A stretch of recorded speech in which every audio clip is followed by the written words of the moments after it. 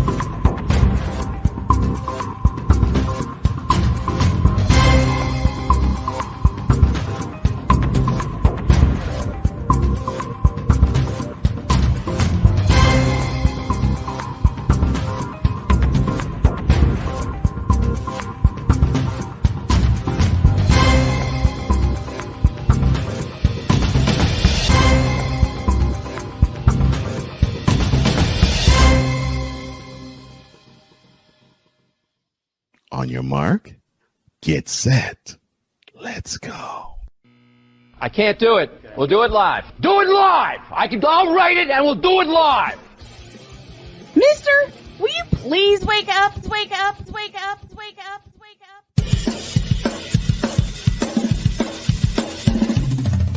Good morning. Kevin Durant, you should have left California.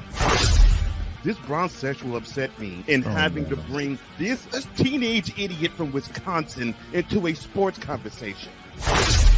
Are you really surprised that the Cowboys are giving up on Ezekiel Elliott? Whoa. Hell no! Well, no one cares about baseball. Bitch, are you for real?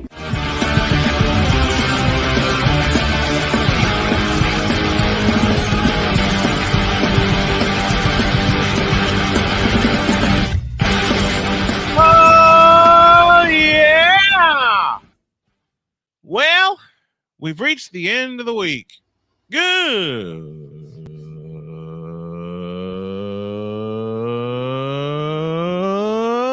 morning. Welcome to the fabulous, fantastic football Friday edition of Snowman in the Morning. Glad to have y'all with us. We are presented in part by BetUS.com. March Madness is here. The brackets come out this weekend, and we want you to have a chance to make some money.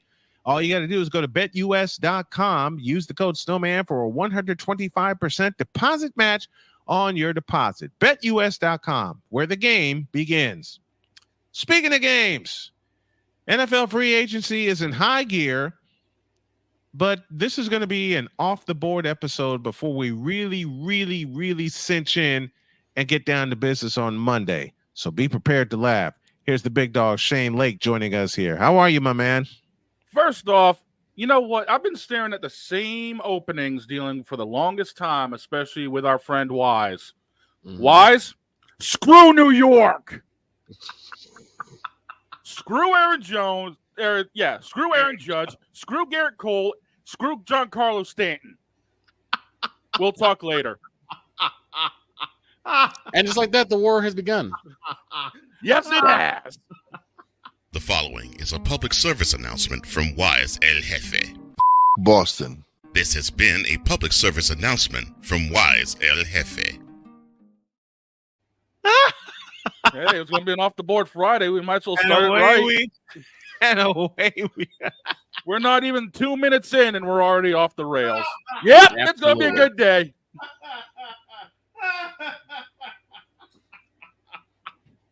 Snowman, you caught me in a rare mood this week, man. And to think baseball season is upon us. And I haven't had coffee yet. Get some. Empty. I'm doing this minus coffee also. So y'all know what that means. When I get around to making the edits and the posts everywhere, this SOB is going to be full. Again. Absolutely. All right, let's get to it. You know what? Like I said, this is an off-the-board Friday. Shane brought something to my attention. And he says, Snowman, we got to talk about it. And when he brought it to my attention, I said, no. I shut him down. I said, no, we ain't going to do it. Hell no. Matter of fact, I went full Bishop Bullwinkle on him, and I said, hell no. To the no, no, no. Hell to the no. Hell to the no. To the no, no, no. Then he became part cowboy fan, and I mean this kiddingly, and he said, you know you're going to talk about it anyway, right? You know you're going to talk about it anyway. And once again, me and matter of fact, Victor has said that to me a lot in our 24-year friendship, and Shane has said the same thing. We're not going to have a boxing match. We're not going to have a wrestling match. We're going to fight. We're going to fight. Oh, hell yeah. I mean, We're going to fight. That's what Shane said. Shane was like, we're going to fight. I said, why? He said, because you have to talk about this. And again, I respectfully told him, hell no. To the no, no, no. Hell to the no. Hell to the no. To the no, no, no.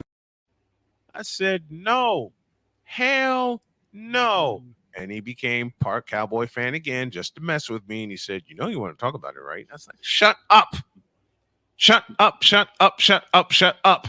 Snowman basically was how I was when he was talking about Russell Wilson coming to the Cowboys. The exact same way.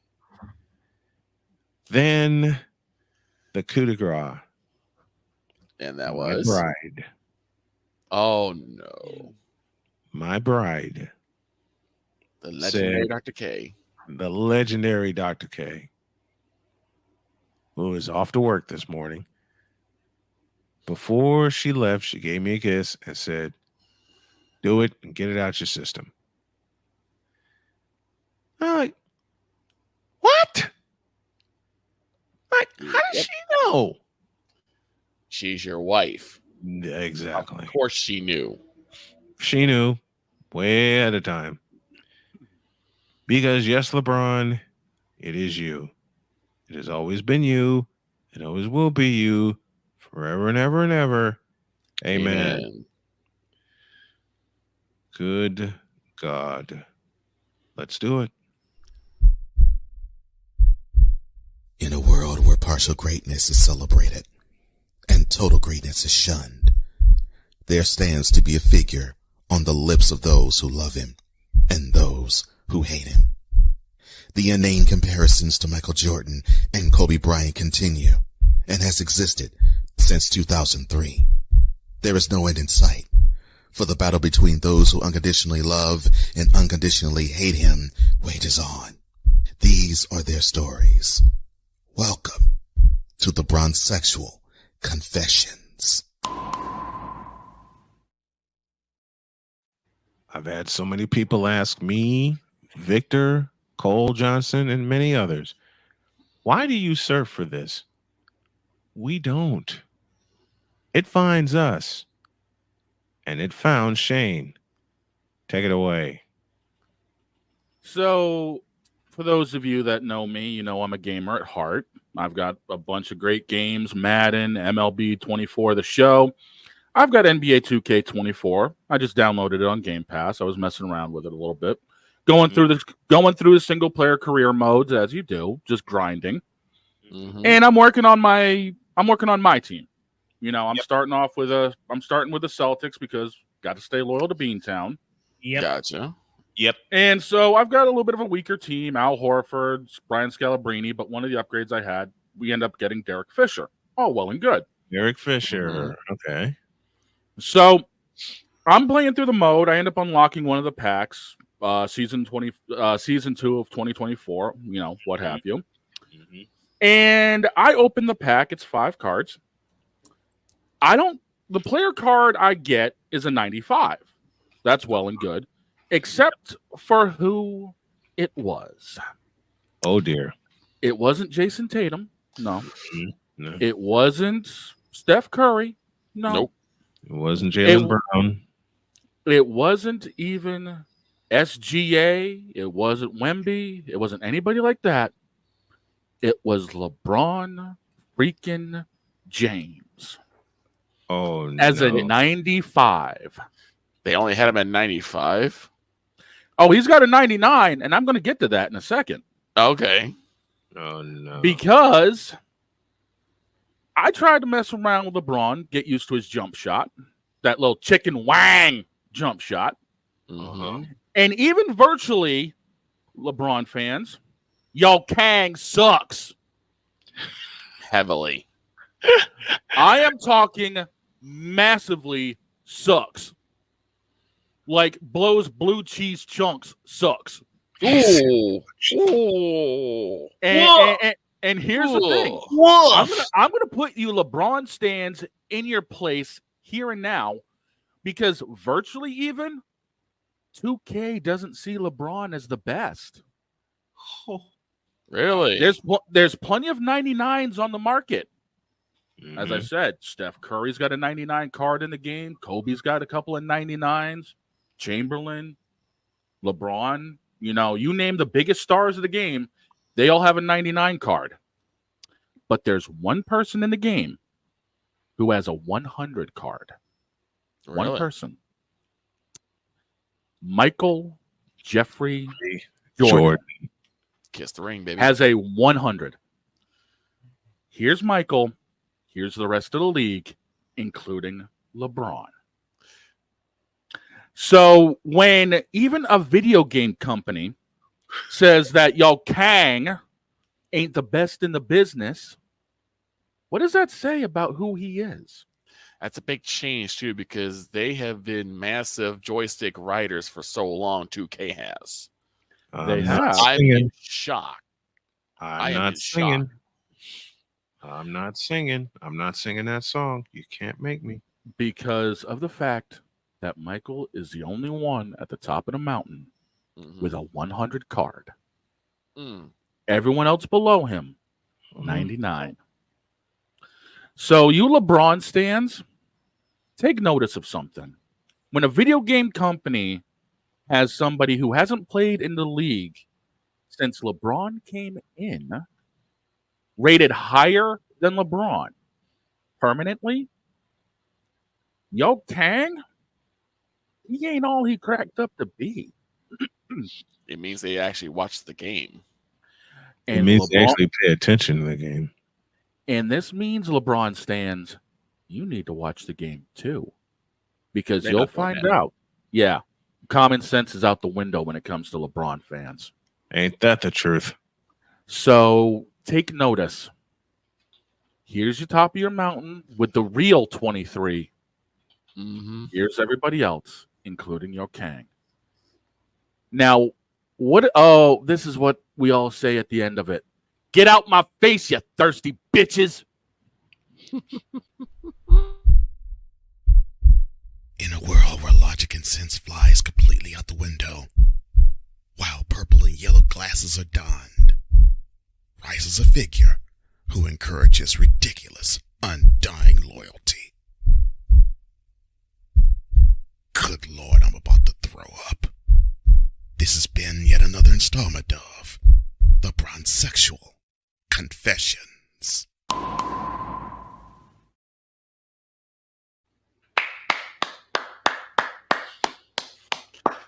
That's embarrassing. And it's a long way from 2012, because 2012 and 2011, they were all on LeBron's knob. 2K was. I'm surprised that they didn't put him at a 99 or 100. I have looked into all of this, and there's only one guy sitting at 100 in the game. The true king. Michael Jordan. Where he should be. Where he belongs. Yep. Bronsexuals are crying in their milk right now. Let them. They're crying their mouths I'm off. saying I'm saving everything I want to say till Wednesday. That's going to be a long segment Wednesday. Oh, it is. Oh, I'm clearing an hour. I'm telling y'all right now, I am clearing an hour. I'm here for it. I'm clearing an hour. Speaking of bronzexuals, This moment of bronze sexual stupidity is brought to you by Hooked on Bronix. When you start talking like an idiotic bronzexual, Hooked on Bronix can set you right. Call 1-800-YO-KANG. Real LJPM, now approve all this. let me tell that story again. I was driving to get some dinner for me and Jody. Victor sent me that text with that exact commercial on it. I pulled over and laughed out loud. Well, again, that wouldn't have happened if you hadn't decided to go off script and do a bronzexual confession on a Friday. Victor. I'm surprised Wise let you do it. Now, when have I can't even complete that question. I'm surprised Wise let you do it because Wise has usually been on you about staying on Wednesday. I cannot even complete that question because listen, if I even thought about asking that question, Jody would drive home, open this door, and gibbs me upside the head. Mm-hmm. That's the thing. There is no set time for these idiotic bronzexual confessions because guess what? They find us even in the gaming world.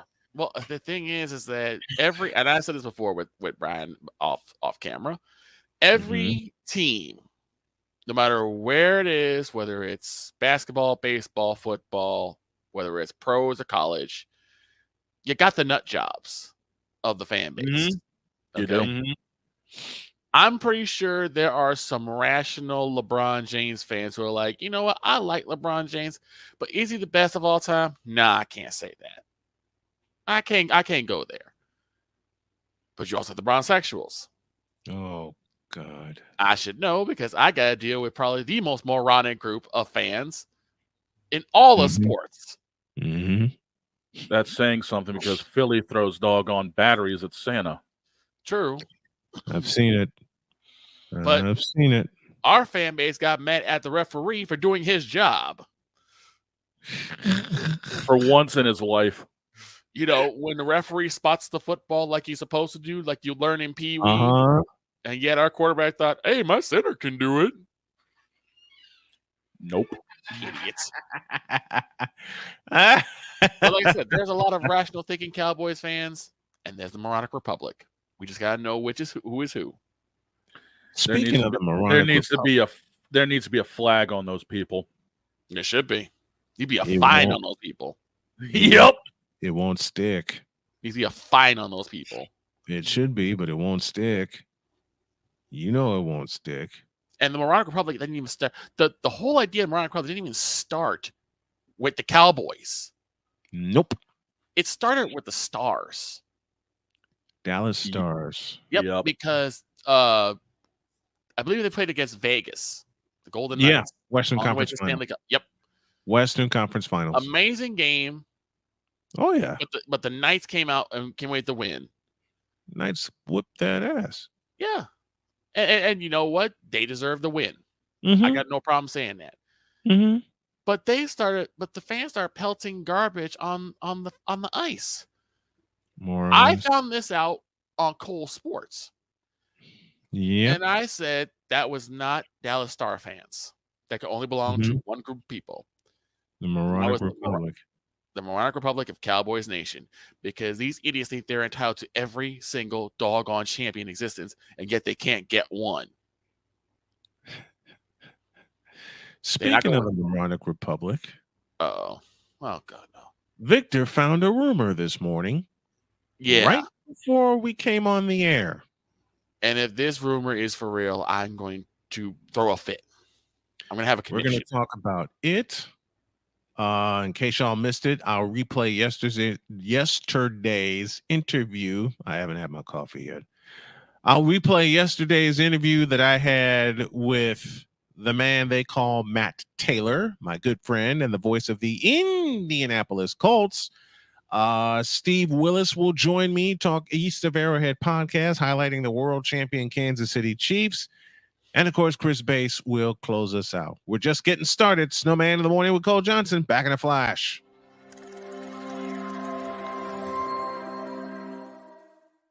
everything Boston. I love you, morons.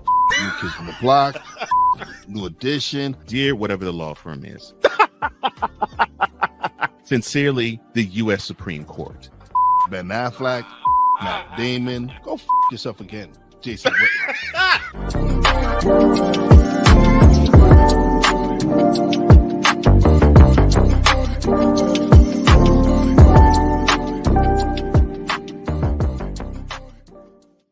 Join the transporter to Hades. Your butt and gut becomes one. Join the reformer of hooker whores. This is my daughter, Placenta Booty Johnson. Join the bronze claw. Whenever you are in distress, take off your baseball cap and throw it in the air. Join your very own superhero of broadcasting, Chris Bass. So whatever color crayon they get, they palm it and do 2 circles, and that translates to, I can be the black people. As he takes you through the week's paces in Baseline. Live every Saturday at 8 a.m. Eastern, 7 a.m. Central, Pacific Time Zone people, just stay asleep when this is on live and just catch the recording. Oh, I'm sorry. Exclusively on the Chris Bass YouTube channel.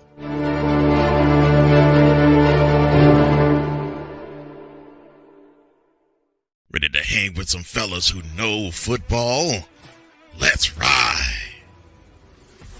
LC Muscles 28. I think they're the most overrated defense in the league. Steel Sermon. We did not trail for a single second. Tiny Tim. McCarthy is a bonehead. A Pizzle 90. I'm going with my boys. Fins up, baby. Get ready for the 4 Horsemen of Pick'ems. Every Wednesday night at 10 p.m. Eastern, 9 p.m. Central on YouTube.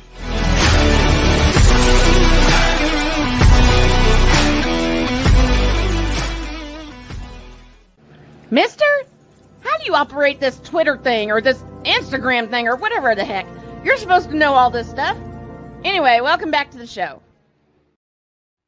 The boys are back, and we're talking sports for you on this fantastic Football Friday edition. And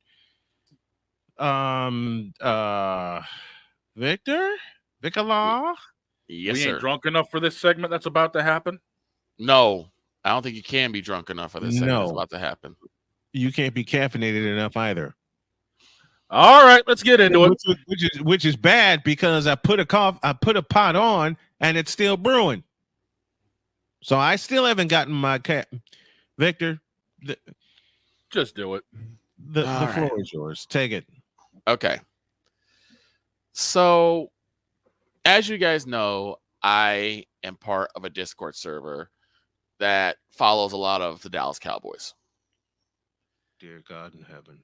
And a question came down, was actually part of a rumor, but a question came down because we know that once again, Pennywise is still going to be our play caller. And he's got another extension. Repeating my sentence. Dear God in heaven. He can't help us on this. So now some of us are playing detective. And we're wondering how come the Cowboys have not made any real free agency moves.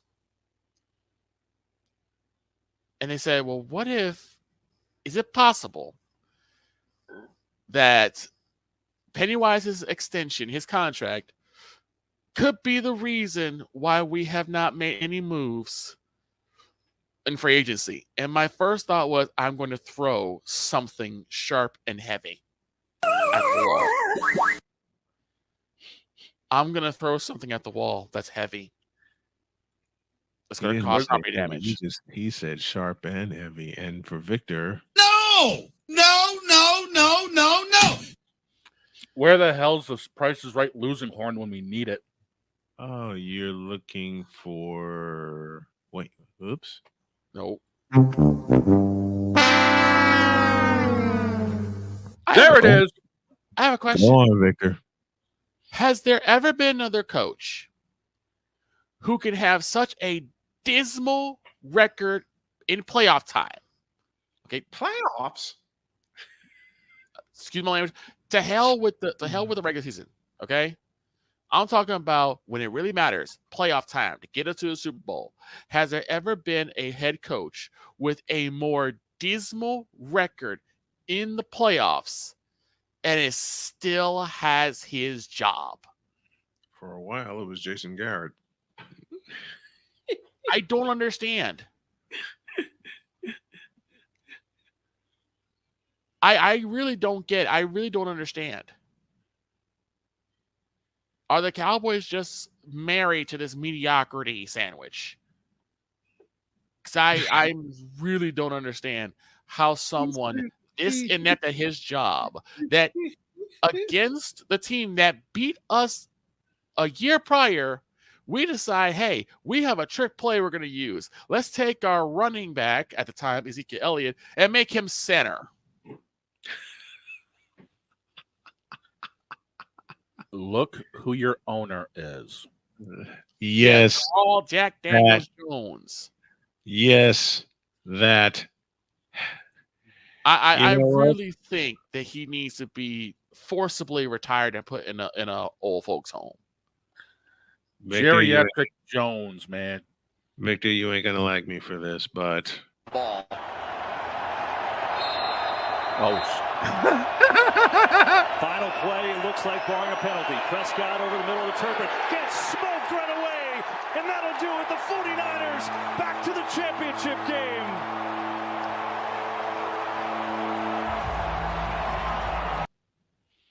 Okay, Zeke didn't have a chance. Okay, one, you're not sorry about that, and two, I'm already numb to it. Zeke didn't have a snowball chance in hell. No. Let alone that wide receiver that got popped. That got destroyed. Kevontae Turpin. Yeah, Turpin got smoked. Kevontae Turpin got smoked like ham. And this is the genius that is Pennywise. So this is what the Dallas front office said. We want this for our future. That play right there, we want more of that for our future. That's going to get us to the Super Bowl. Bull, really?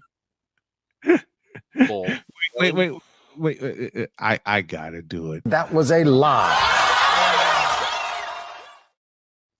What's sad is Geriatric Jones is so demented, he actually thinks it's the truth. He needs to be in charge of everything. I still don't understand. He needs to be in charge of everything. I don't know who's worse at running the show, Geriatric Jones or Vince McMahon. Yes, It's a tie. I went there. It's a tie. I went. We gotta pause that.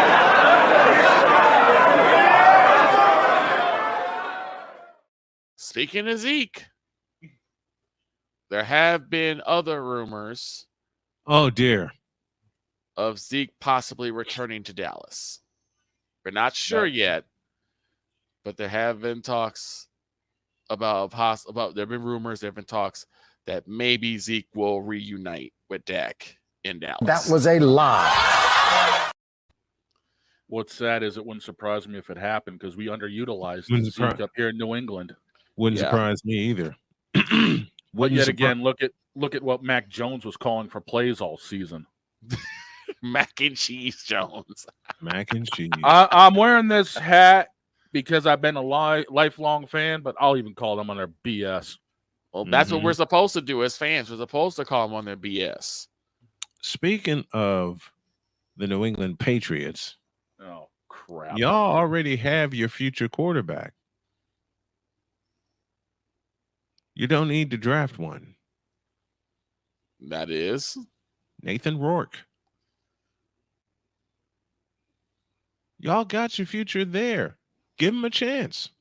The remarkable Rourke who tore up the CFL before he tore up his leg and then came back. You got your guy. What's sad is I still think what's sad is I think Zappy's still going to be the starter this year unless we end up drafting someone. Dear God. So the guy isn't. Listen, I know I'm not a Patriots fan, but I will make this campaign myself. Mm-hmm. The remarkable Rourke needs to play. Period. He does. So, I'm saying it, Shane. I'm saying it for you. Your starter should be Nathan Rourke. So end of story. I'm left with a burning question. And that is? How soon can we get rid of Pennywise, and where do we send him?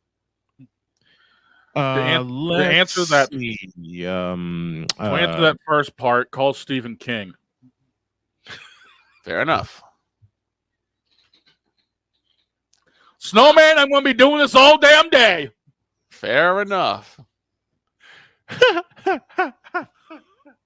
I'm doing it all day, Snowman. Be ready for it. No, I got you one beaten. I know this will date me, but I don't care. Forget Stephen King. Call Agatha Christie. I got him.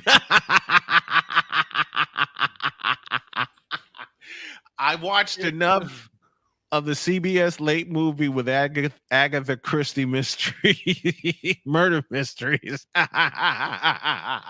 especially when I was going through a divorce once upon a time. Trust me, both will work. If this was unfiltered, you know exactly what I'd be doing right now. Oh, I know. Mm-hmm. I know. You don't have. Listen, you're munching on breakfast. You ain't got to tell me twice. I already know you. I already know what you do. So, like I said, we've been friends entirely too long. Where is this guy going to go? And also, where's he going to go and how fast we can get rid of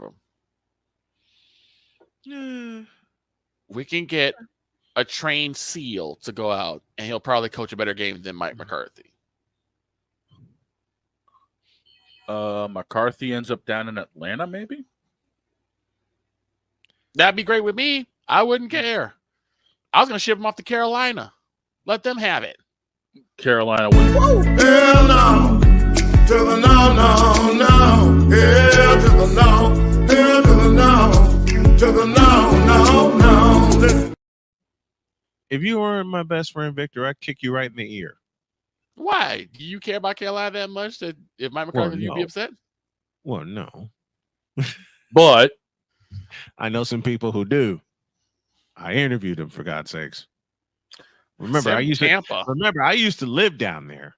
You think McCarthy is going to do any better with Baker Mayfield? He can't do no worse with Dak. No. I just don't want him in Dallas. This is it. I don't care what we get as long as we don't get him. As long as we get rid of him, I'm fine. Send him to New Orleans. They need something. Oh, hell no. I feel like when Stephen A was talking about Eddie Curry, you can send Pennywise to anywhere for nothing. Send him for a bag of cheese doodles. Don't disgrace the cheese doodles like that, please. That's a horrible trade. I make me cheesy pants. Send him to Tennessee with the Titans. No. Hell no. You really want to knock Jeff Saturday out of a job? Oh, yeah, you're right. You're right. I can't do it to Jeff Saturday. I can because Jeff Saturday was terrible. I will chop you in the throat. Jeff Saturday was horrible too. Chop you square in the throat. Woo! We do have SmackDown on tonight, so there you go. We need the Ric Flair music right about now. Let's pause. When y'all get back, you will hear the voices of Scoop Miller and Matt Taylor, both from yesterday's Express show, because a few people told me, hey, we didn't hear your guest. So I will replay them both, and then the boys and I will come back and talk some more free agent football and continue to be off the board on this fabulous Friday edition of Snowman in the Morning. Back in a flash. 3, 2, 1.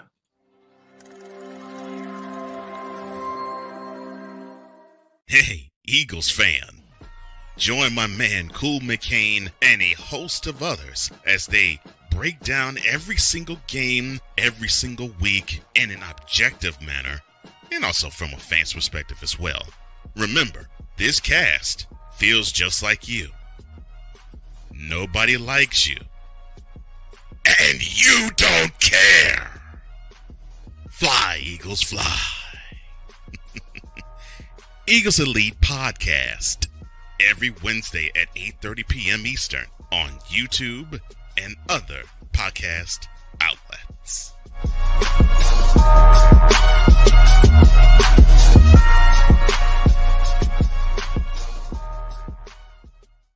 Everything Boston. I love you morons. You kids from the block. New edition. Dear whatever the law firm is. Sincerely, the U.S. Supreme Court. Ben Affleck, Matt Damon. Go yourself again, Jason Whitlock.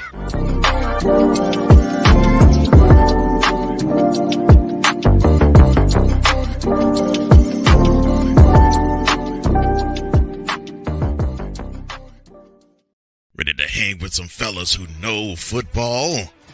Let's ride.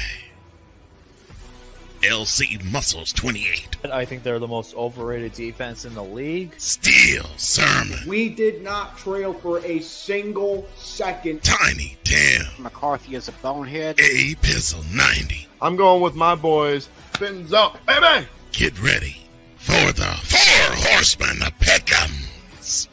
Every Wednesday night at 10 p.m. Eastern, 9 p.m. Central on YouTube.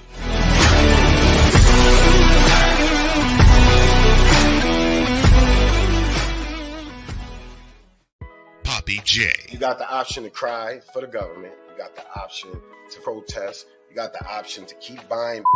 But this is also an option. Wise El Jefe. We're the first tech geeks. We're the first gamers. We're the first everything. Everything. Like Gen X's, we are the ones. BS3 Network proudly presents the crew from the New York boroughs who never wants that smoke. Nah, they want that fire. Bobby J and Wise El Jefe, Fridays at 9 p.m. Eastern, 8 p.m. Central. Check your local listings for your viewing and listening pleasure.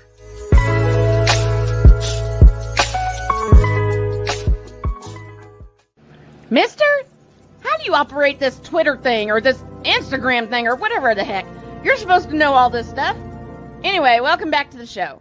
I am going to welcome someone very, very special to me. He's been talking college basketball with me for about 4 years now. And we got a lot to catch up on. He was one of the first people that sent me a very caring message when I got diagnosed with pancreatic cancer. He's always stuck with me. This coming season, the next season, I'm going to have him on each and every week because I'm going to get everything together. Please help me welcome from the Buckeye Cable Sports Network and from ESPN Baseball, Mr. Scoop Miller, and he joins me right now. What's up, Scoop? How are you, my man? Hey. Fantastic, Snowman. It's always great to talk with you. Oh, man, it's great to talk to you, great to talk with you, and let's just get right into it. Tell me your thoughts, and I know you got a lot of them, on what Caitlin Clark has meant to women's college basketball.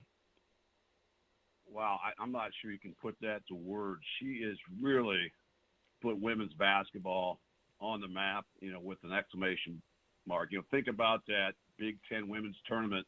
Yeah. Last week up in Minneapolis, first time ever, sold out at the Target Center. I see kids walk around my hometown with Caitlin Clark jerseys on. When she travels to the Schottenstein Center at Ohio State University, there's people going from all parts. Oh, yeah. And they fill that building up to see her play. So she really has been incredible. With the spotlight on her, she just continues to deliver, and just the numbers she has put up obviously speak for themselves, but just a phenomenal player, but really a shot in the arm for women's basketball. I had a chance to cover that game when she came to the Schottenstein Center and played Ohio State, and Ohio State beat them in overtime. Man, I tell you what, 18,000 plus filled up the Schottenstein Center for a women's college basketball game. And you and I have both talked about this before, the stigma of women's college basketball and women's sports in general, not getting enough of fair play. And then someone like Caitlin Clark comes along, or if you go back in the day, someone like Cynthia Cooper or Cheryl Miller or Cheryl Swoops comes along. But the effect of Caitlin Clark is very real. And as you mentioned, the Target Center was sold out for the entire women's tournament in the Big Ten. And it didn't hurt that Nebraska and Iowa gave us one hell of a championship game. Oh, that really was. That took a few extra minutes to determine the champ, but what can you say about Iowa? They just have had their way in that tournament the last few years, and we've touched upon it. The fact that thing was sold out each and every day, that's never happened. Never. And now you're really seeing the women's college basketball game picking up a lot of steam, and I think this upcoming women's tournament is also going to be a big, big draw across the nation. We're going to have live coverage of the women's college basketball selection show here on the Snowman Multimedia YouTube channel and the Snowman Multimedia Radio Network. And also, we're going to cover, do some alternative play-by-play for the women's college basketball tournament as we take you all the way to the first weekend in April and determine a champion as the road to Cleveland begins for women's college basketball. And it's not just Caitlin Clark. It's just so many fans now because of Caitlin Clark that are picking up the women's game. And now you have that effect with women of all ages coming out. But the noise in the Target Center, especially this past Sunday when top seed Ohio State went down, 5th seed Nebraska challenges Iowa to stop their run of Big Ten titles. And we're just looking at how competitive the women's Big Ten tournament was. It's only a precursor to the NCAA women's basketball tournament, because an upset can happen at any time. As you well know, you and I have covered women's basketball for a long time. An upset can happen at any time. But now, for the first time in a while, there is clearly a face to women's college basketball, and her name is Caitlin Clark. Yeah, no doubt about it. If you go back to that Big Ten women's tournament, Snowman, look at that final 8. 3 of the top higher seeds in that Elite 8 there of the Big Ten women's tournament, got beat. Ohio State dropped one to Maryland. Mm-hmm. Michigan State fell to Nebraska. And, of course, Indiana was taken out by Michigan. So, as good as those teams were throughout the season, earning those double buys, they were quick exits. And, Iowa met the challenge there in Nebraska. Remember, Nebraska came in, they did not get a double bye. They were the 5 seed, but they got all the way to that championship game and obviously had their chances there to get it done. But Iowa, as they seem to do with Caitlin Clark, just found a way to get it done in crunch time. And they get consecutive Big Ten titles. 3 consecutive Big Ten titles. Yeah. And does this make – I know this is a silly question, but they are going to be a number 1 seed, are they not? Don't you think so?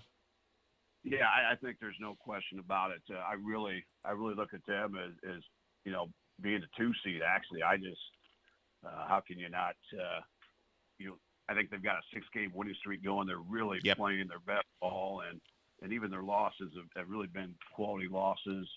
And then, but you're just obviously South Carolina, what they've done, they're going to earn that 1 seed. I look for South Carolina, Iowa to be those top seeds, and then it gets a little dicier there looking at the other 2 top seeds. But I look for USC and possibly Texas to garner those first seeds. How about Texas and the way they played the back end of the season, roaring through the Big 12? Because for the first part of the year, we didn't know which Texas team we were going to see, but they have really put it together. And as you said, Scoop, they're on their way to pick up that one of those number 1 seeds in the tournament.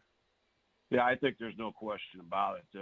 As you kind of hit the nail on the head, they're playing their best basketball, I think, at the right time. They're really picking up some steam there, and they've had a lot of quality wins. They've had a lot of quad 1 wins as well. Mm-hmm. So that's a team I don't think anybody wants to see in their bracket. Yeah. Come March Madness next week. No, they don't. They don't want to see the Texas Longhorns. So your 4 number 1s match my 4 number 1s: USC, Iowa, Texas, and of course South Carolina, who is still undefeated. How about Juju Watkins at USC? On the tail already of Caitlin Clark, but you gotta show some love for Juju Watkins and the Trojans. Well, you really do. I mean, they're they're on a 5-game winning streak right now as well. 26 wins on the season. And they were very good away from home. That's the one thing I always try to look at, Snowman.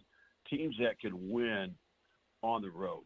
In college basketball nowadays, that's not a given. Right. But, they were 7-3 on the road this year. And, again, that conference is perhaps the toughest conference. You look at the ranked teams in there in Stanford, USC, UCLA, Oregon State, Colorado. I mean, there's just some quality teams. Utah was a top 20 team. So the list goes on and on. So they're definitely battle tested. And the great thing about USC winning that Pac-12 tournament, they took down top-seeded Stanford, who was cruising on their way to a possible number 1 seed, but then USC intercepted those plans, and they played a damn near flawless basketball game.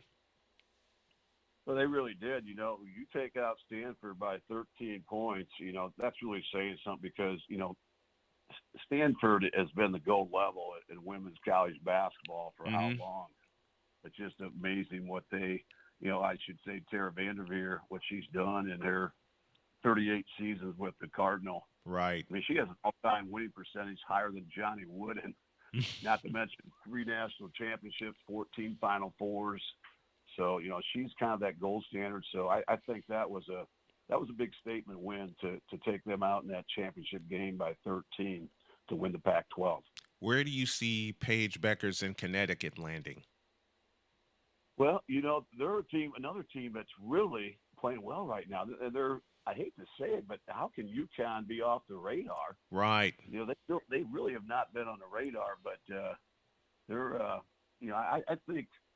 I think they're going to be a 3 seed is my guess, but there's a team that, again, is playing their best basketball at the right time. And, of course, what can you say about Gino and what he's able to do?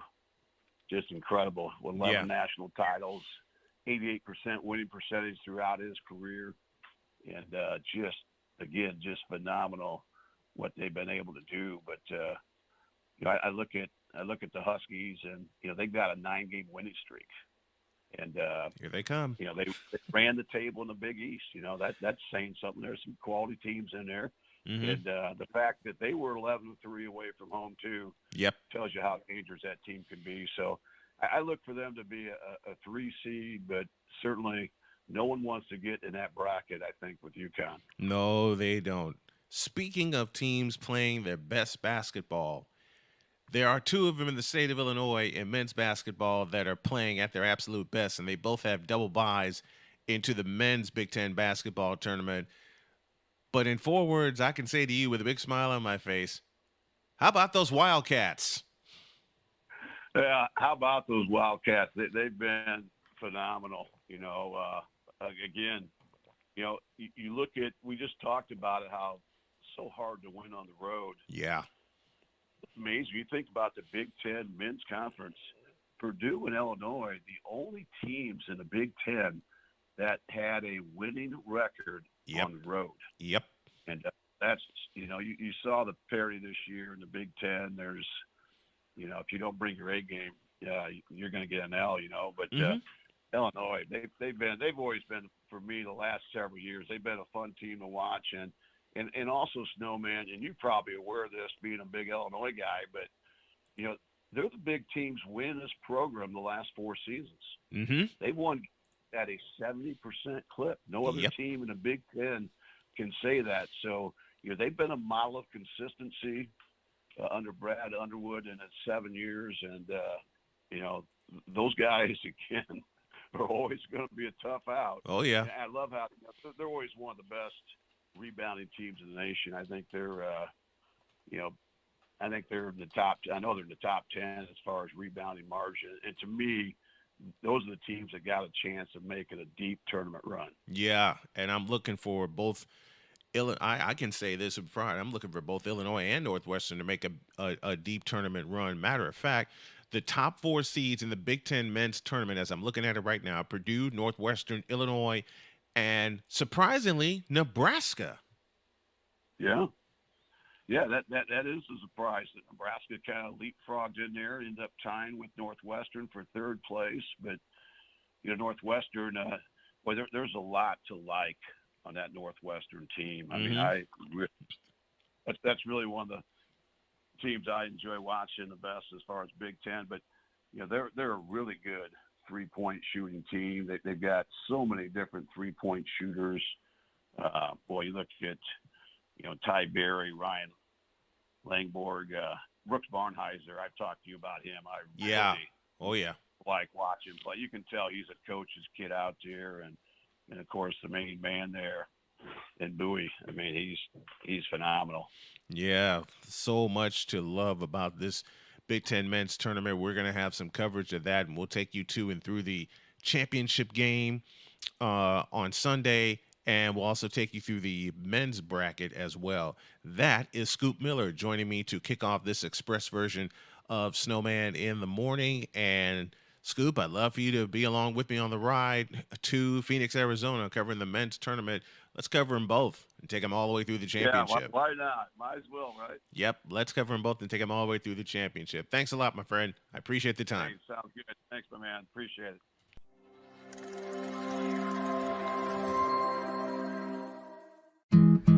Where did the time go?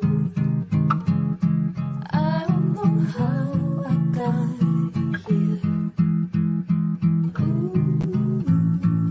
You've done the hard part. You quit smoking. Now do the easy part and get scanned for lung cancer. If you smoked, you may still be at risk, but early detection could save your life. Talk to your doctor and learn more at savedbythescan.org. If you talk and they will hear you. We all want our kids to grow up safe and healthy, so we show them how. And we tell them with honest conversations that let them know what we expect. Not just one time, but every chance we get. That's especially important when it comes to alcohol and other drugs. Kids not only need to know the dangers and how to avoid them, they need to hear it often from you. And when it comes to pain medications, opioids, they need to know that they should never be taken without a prescription and never shared with friends or family.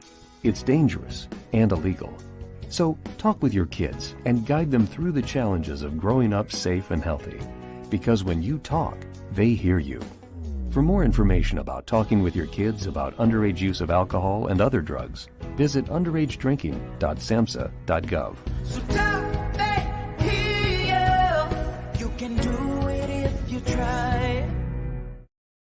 He was only 58 years old when he passed away. That outcome could have been different. Colorado happens to be one of the worst states for radon levels. It's in our ground, and it seeps up. The more you breathe radon, the more chance you have of DNA being hit and the cell mutated. The EPA estimates 22,000 lung cancer deaths a year caused by radon.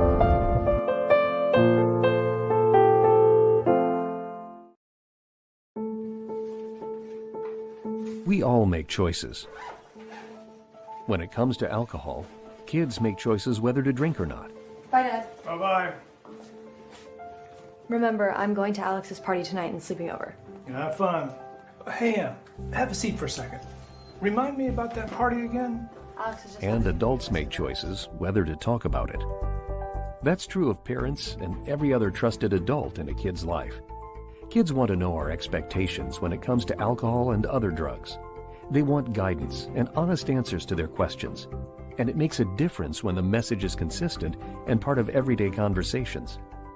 So talk with your kids and help lead them on a positive path. Because when you talk, they hear you. For more information about talking with your kids about underage use of alcohol and other drugs, visit underagedrinking.samhsa.gov. Mister, how do you operate this Twitter thing or this Instagram thing or whatever the heck? You're supposed to know all this stuff. Anyway, welcome back to the show.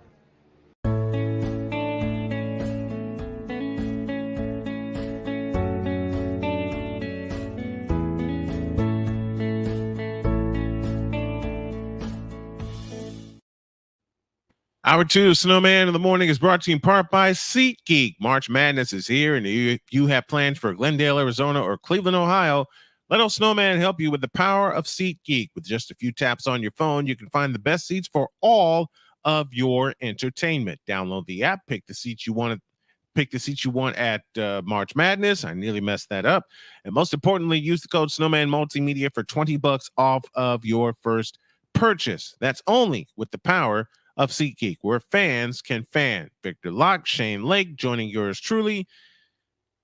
And since we're going over the free agency signings, oh Lord, go to Seattle.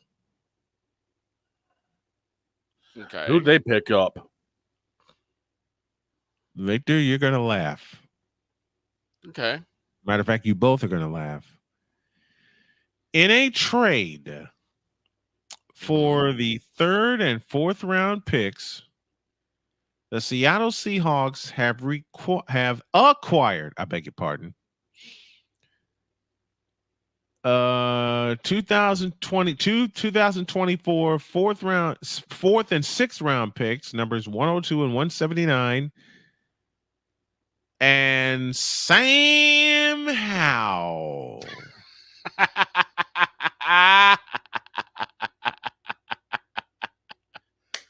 Let me say that again.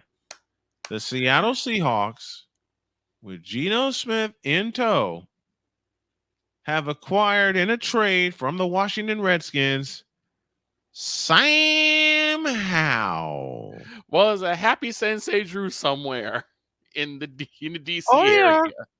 Oh yeah.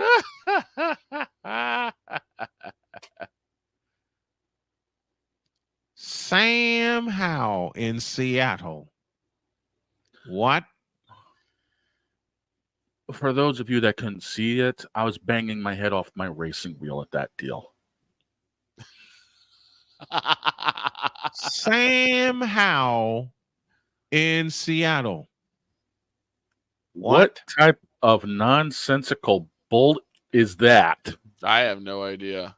Sam Howell in Seattle. Sam Howell. Well, what? We always call him a dumpster pelican. Now he's a Seahawk. So now he's a dumpster hawk? Apparently so. Sam Howell is a Seahawk. That's a bunch of crap. That's a bunch of bull. What? Not like he's going to thrive there. My question is why? I mean, why would Seattle do that? He went from one Washington to another Washington. My guess is they're planning for life without Geno Smith. You mean they haven't had it already? Geno is 32 years old. You mean to tell me they haven't had a will ready already? Right? No. I mean, apparently not. Not until Geno has done nothing. And then Seattle messed around and sent Drew Lock elsewhere. Seattle, Geno Smith has done nothing for Seattle already. I thought they were already looking at life without him because he hasn't really been playing. Well, you know why? He led him to a playoff spot. That meant nothing. That meant nothing 2 years ago. Because they got blown to smithereens in Santa Clara. 2 years ago. Now, how about this? Whoopee. And how about this? Speaking of Southern teams. Oh, no. Desmond Ridder is gone from Atlanta. Okay.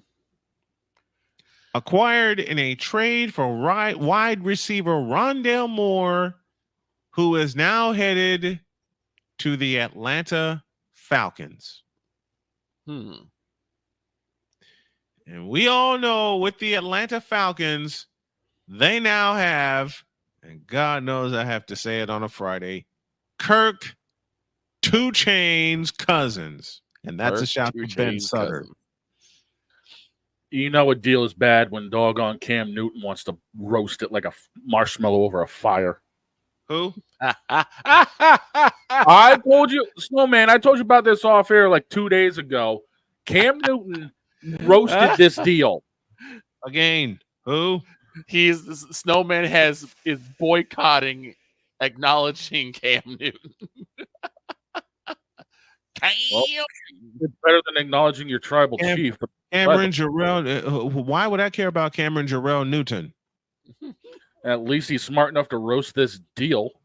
Yeah. Mm-hmm. 2 Chainz gives Minnesota one win in the again, playoffs.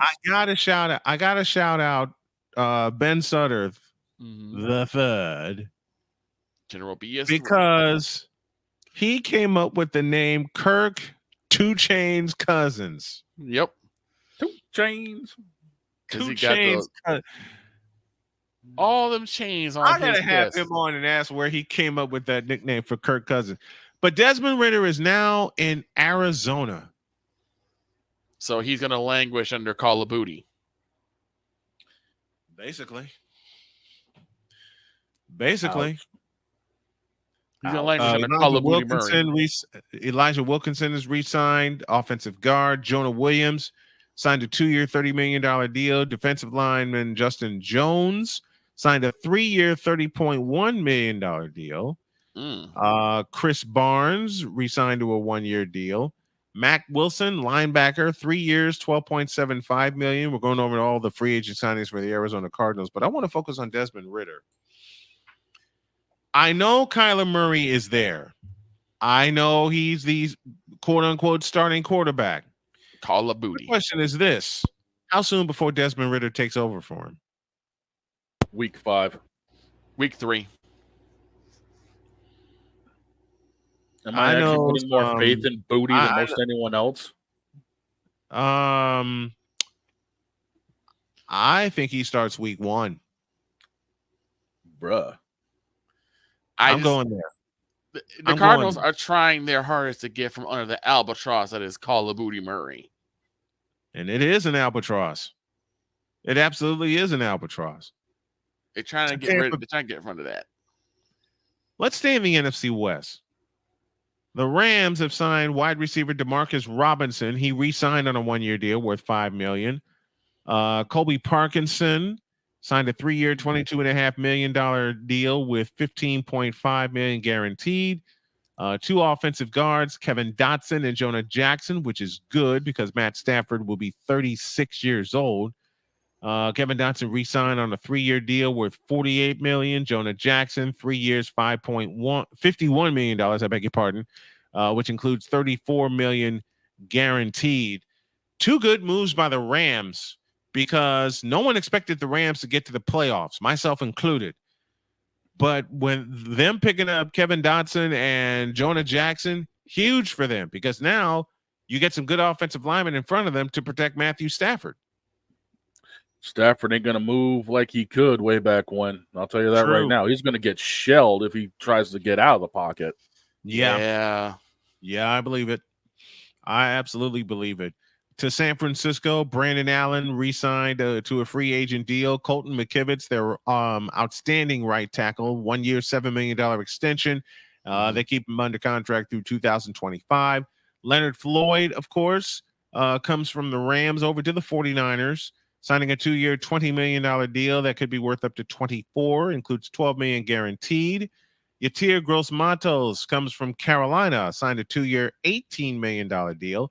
Malik Collins, who was acquired in a trade with the Houston Texans in exchange for a 7th-round pick, number 232. Defensive tackle Jordan Elliott signed a 2-year, $10 million deal. Defensive line Kevin Givens signed a 1-year contract. And safety special teamer George Odom re-signing on a 2-year deal worth up to $10 million. You know what? Now, all I heard after all that, all I heard while you going through that was greed, greed, greed, greed, greed, greed, greed, greed, greed, greed, greed, greed, greed. Shut up. Well, they had to replace they had to replace 2 big defensive linemen. I know. I'm lost kidding. Javon Kinlaw to the Jets. And Eric Armstead was released to prevent that cap hit. He is now with Jacksonville. Yeah, no, I know. Eric Armstead. I know you're teasing me. I know I'm going to miss Eric Armstead with the 49ers, but man, to fortify their defense like this, let's get serious here. To fortify their defense like this, bringing in Leonard Floyd, Yatir Gross-Matos, Malik Collins, Jordan Elliott, and Kevin Givens all along the defensive line, and you already know the Niners are not done because they move in silence. Yeah. Okay. Yeah. To fortify their defensive line like that, let me go to Victor first. What do you think? Well, it seems like what they're doing is they're looking at is that they've probably been watching the Super Bowl for the past couple months now, Mm-hmm. and they're trying to see every single crack in the armor so they can shore it up. Yeah. And defensive line was one of those because at the end of that game, they weren't able to get a lot of pressure on Patrick. Yep. They were not able to get a lot of pressure on Holmes. And their run defense the second half of the year was porous. Exactly. It was absolutely porous, and that's not one of the calling cards of the 49ers. And that's why I was saying about how the 49ers were when they decided they're gonna shore up every mistake that they have or every weakness they have and make it a strength. That's what they're doing. I'm sorry, Shane. Go ahead. You see this? This is exactly what San Fran just did. They superglued all their problems, and it ain't budging. Nope. Right. It's not. Because remember, Nick Bosa is still there. And now he's got some friends on that line that's going to really... Javon Hargrave is still there. Yatir Gross-Matos was severely underused in Carolina. Yep. Right? Carolina was severely underused in Carolina. Let's be real. Yeah. Well, when Daniel Tupper's your owner, what the hell are you going to do? That's true, too. Malik Collins comes from the Houston Texans over to San Francisco. Jordan Elliott comes to us from the Cleveland Browns, and they had a great defense last year. It just didn't help them when they got to the playoffs, and they got obliterated by the Houston Texans. Mm-hmm. You know what San Fran has just basically said to the entire NFL? Mm-hmm. We'll see you in We'll see you in New Orleans. Run through us. Yeah. And then back home in Santa Clara. Basically, Santa Clara and the collective of the 49ers put on their best 80s style sunglasses and said, I'll be back. Mm-hmm. Man, they went CSI Miami on everybody. Yeah. My wife loves CSI Miami. My wife absolutely loves CSI Miami, and I must admit that I do too. Because one of my favorite songs opens the show. Nah, I know that song. All right, David Caruso. Yeah!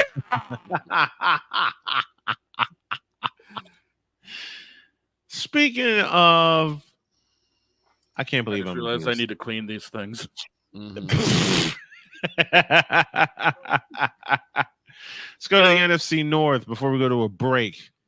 Okay. Brett Rippon agreed to a 1-year contract. He'll be starting soon. Okay. I will say that. DeAndre Swift has signed a deal. Center Coleman Shelton has agreed to a 1-year deal. And it's like what Victor said. They need to fix their offensive line. Coleman Shelton coming to the Bears from the Los Angeles Rams. Okay. Offensive lineman Ryan Bates now joins. He comes to the Bears from the Buffalo Bills. Matt Pryor agreed to a 1-year contract. So they got a few pieces. They got a few linemen, which they got a few pieces along the offensive line. You know what? I'll give it to them. Mm-hmm. I'll give them a little golf clap. Now it's not mission complete, but you know what? No. They're showing that they understand where they need to put a lot of their focus on. Mm-hmm. So I'm happy for that. I think the majority of their work is going to come through the draft, though. I think so.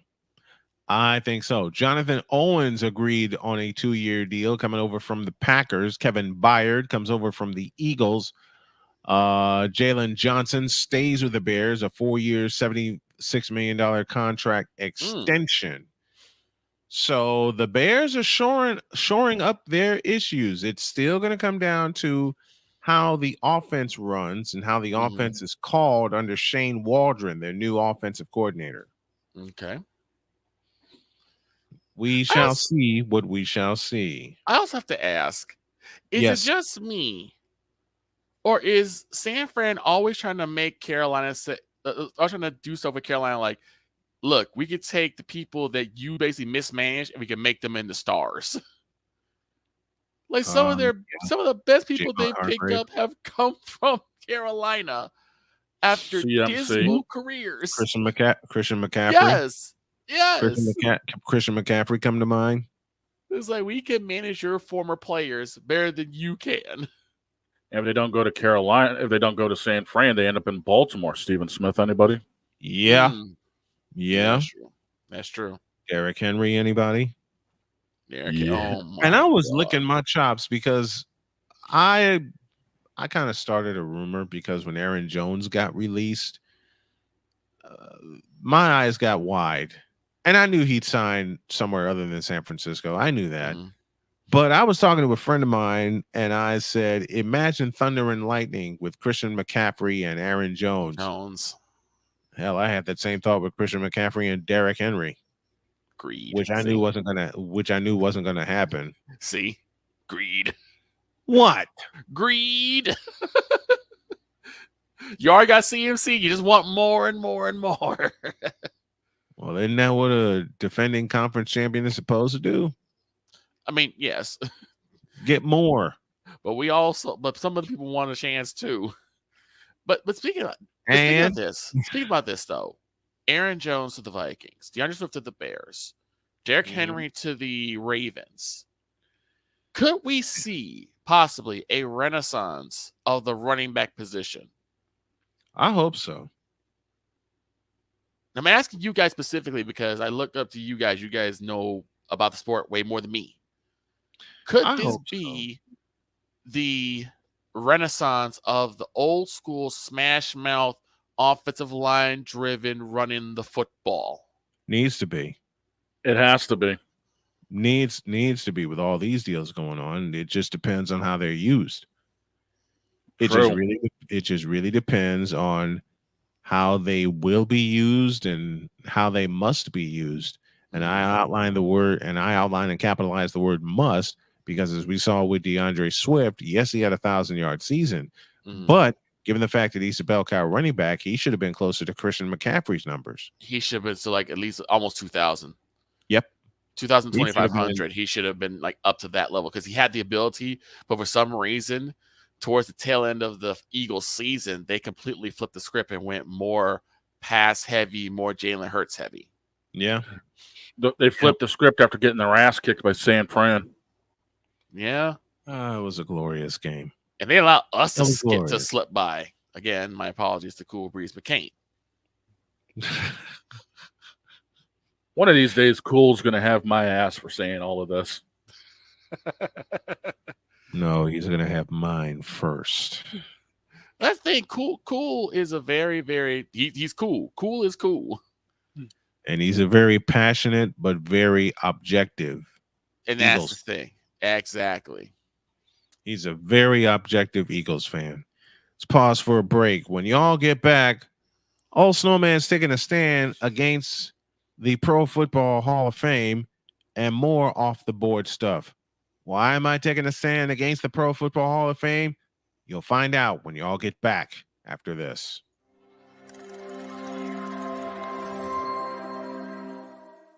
Attention sports fans, looking for the ultimate gear and apparel to show your team pride? Look no further than Fanatics, the #1 destination for sports enthusiasts. Visit snowmanmultimediasports.com today and shop a wide selection of officially licensed merchandise from your favorite teams and players. From jerseys to hats to accessories to collectibles, Fanatics has it all. Don't miss out on the chance to elevate your game day experience. Head over to snowmanmultimediasports.com/fanatics and gear up like a true fan with Fanatics. Officially licensed everything.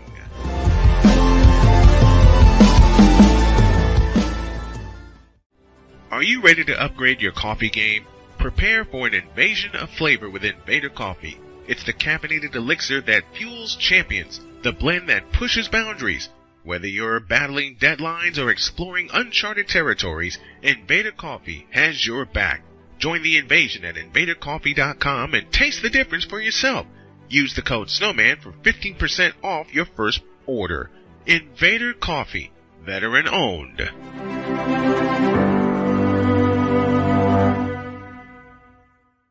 Hey, Eagles fan. Join my man Cool McCain and a host of others as they break down every single game, every single week in an objective manner, and also from a fan's perspective as well. Remember, this cast feels just like you. Nobody likes you. And you don't care. Fly, Eagles, fly. Eagles Elite Podcast. Every Wednesday at 8:30 p.m. Eastern on YouTube and other podcast outlets.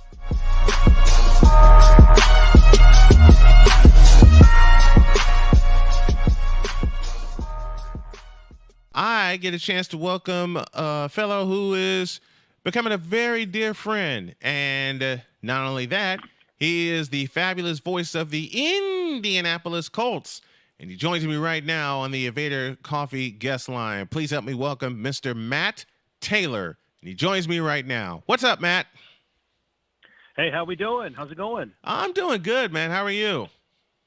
I am doing good. Staying busy, trying to keep track of things, but all in all, I'm doing great. That is fabulous. You and I both are trying to keep track of things. How crazy has this free agency period been? Well, it's always busy, right? I mean, no matter what kind of season you're coming off of, what the expectations are going into the following season, it's always busy. I mean, every year your roster turns over about a third, at least a third, Yep. and that's the good teams, right? I mean, you can go 4-12-1 like the Colts did a year ago, or you can win the Super Bowl like the Kansas City Chiefs. About a third of your roster is going to change because of free agency, the salary cap. That's just the nature of the business. And so, I think there's a lot of people that are just as interested, maybe more so, in this time of year when you talk about, contracts and you talk about analytics and just the business of football. People geek out on this time of year, and there's going to be a lot of roster turnover between now and the start of training camp. But this is the first kind of the busiest first week, if you will, the start of NFL free agency. Then we're going to have the draft. But this is a big week in kind of shaping how this Colts team is going to look in 2024, trying to make the playoffs. What's the first thing that you believe the Colts need to shore up to make them that playoff team that they were so close? They were so close to having this past season. Well, the first thing they've done is that they've shorn up a lot of holes that they potentially were going to have if they let some of their unrestricted in-house free agents leave to other teams. And they've been really busy this week. I mean, as we sit here and talk now, 7 in-house free agents are coming back, and a lot of them are starters, right? You're talking about Michael Pittman Jr. on offense, Grover Stewart, and Kenny Moore, and Tyquan Lewis, Ronnie Harrison, Jannard Avery on defense. You got your punter back in Rigoberto Sanchez. So those are important signings. I know it doesn't really kind of move the needle as much as, when we talk about free agency, the common fan wants to see something new.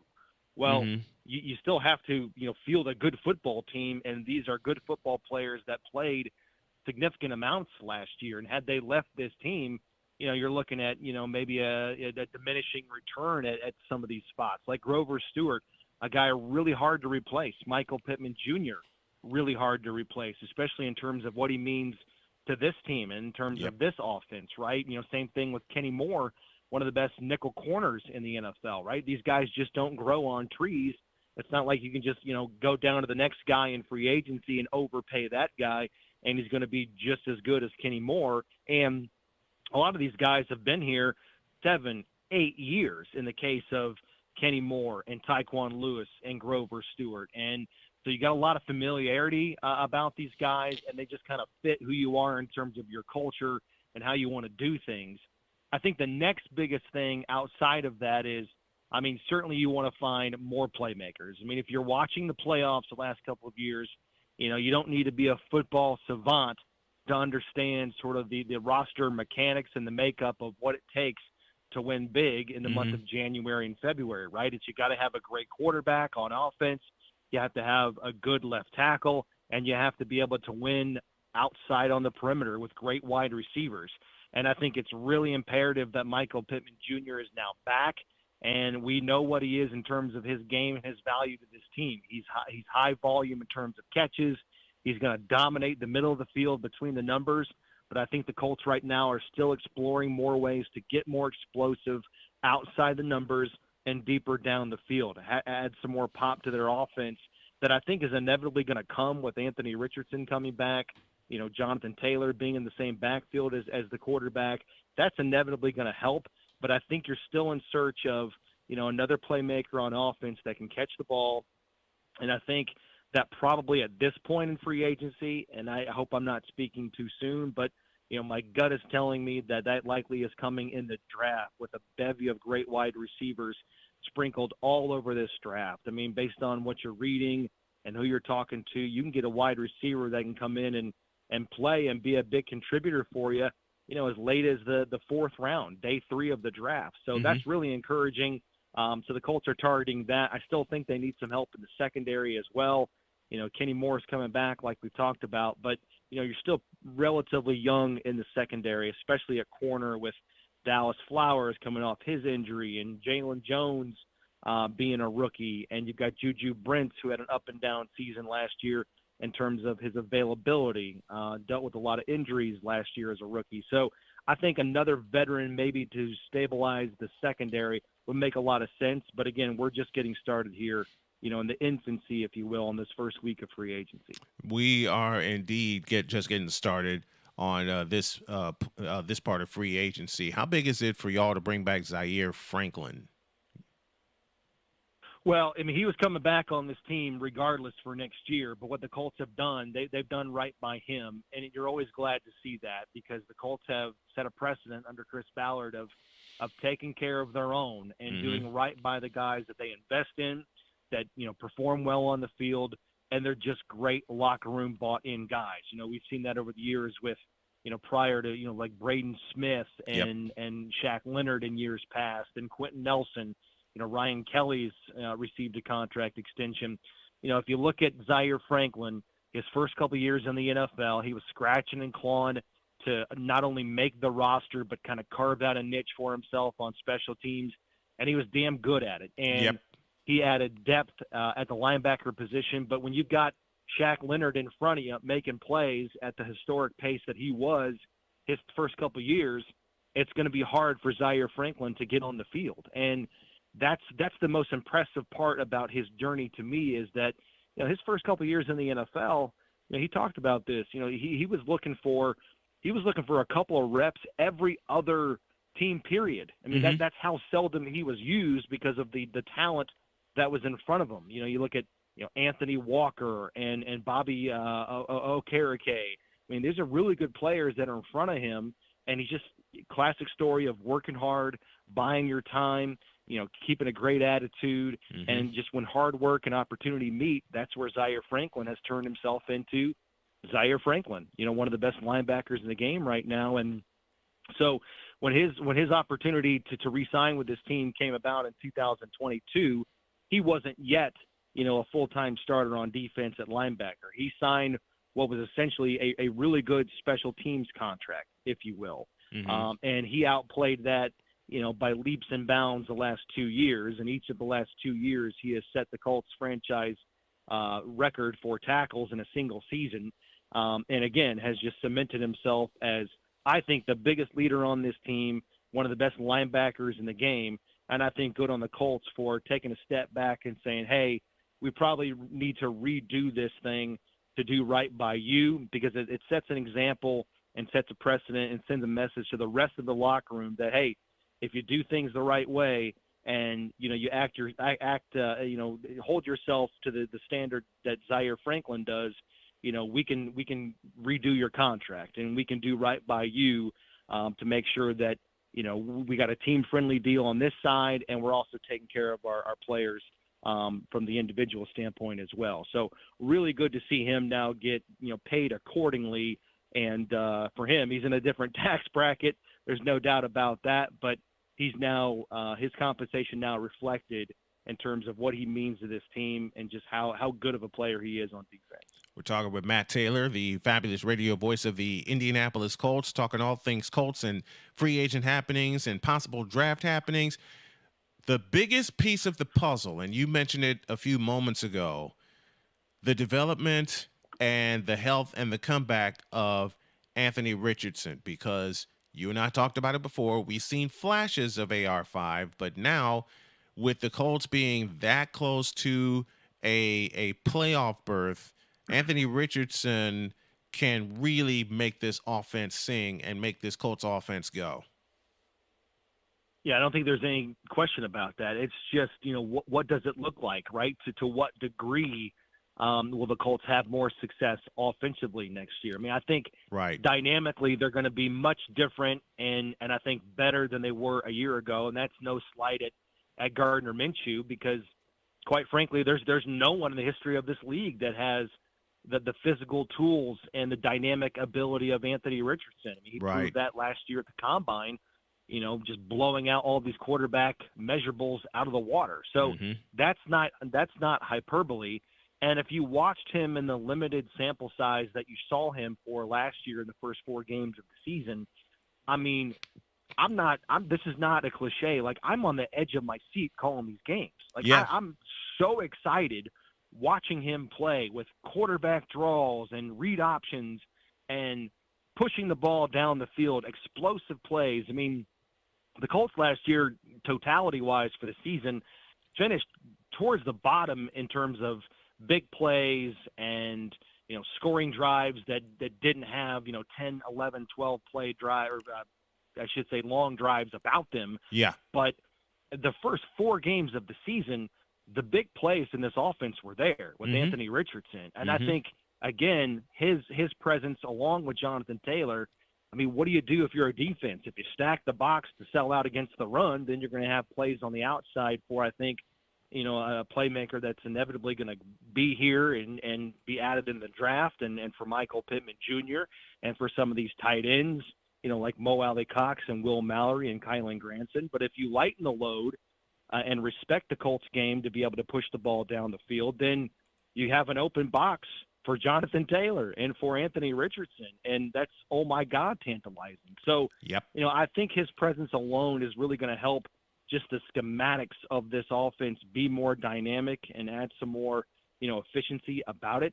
But there's no question that the Colts can't be, that heavy kind of RPO team that they were last year. And again, that's not slighting Gardner Minshew. That's just who he was. The Colts, I think, at times last year were kind of relegated to playing on a 15 and 20-yard field. And, when Michael Pittman Jr. was out in that pivotal game last year, I think it was week 16, right around Christmas time against the Falcons, I mean, it was hard for the Colts to move the ball. The Falcons stopped the run, loaded the box, and it was tough sledding for the Colts. I just think with all these playmakers that I think are going to come, Michael Pittman Jr. back and Anthony Richardson and Jonathan Taylor in the same backfield, that's going to put a lot of stress on opposing defensive coordinators.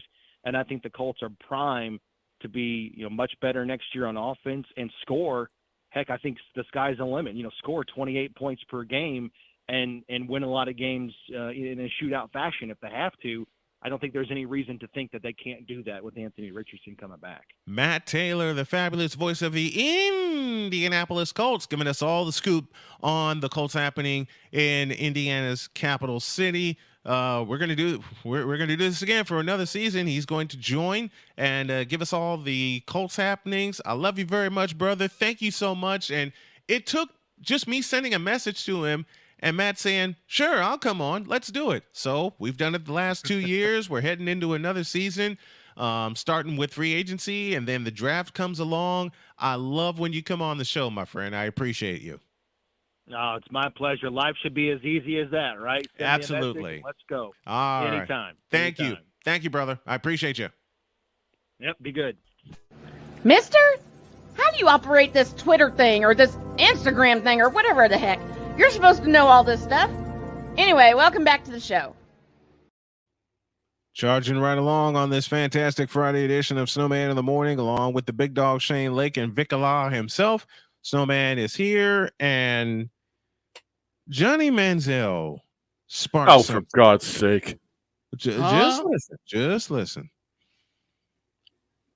Johnny Manziel decided, and I don't believe he did this, but this is how the story went, to take a stand against the Heisman Trophy activities until Reggie Bush gets his Heisman Trophy?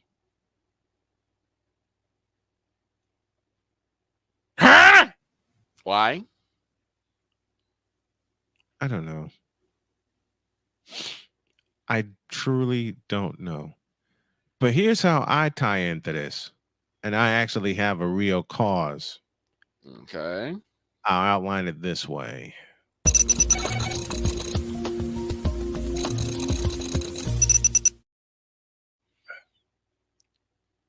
Y'all know I have forever been angry with the Pro Football Hall of Fame. Why, you ask?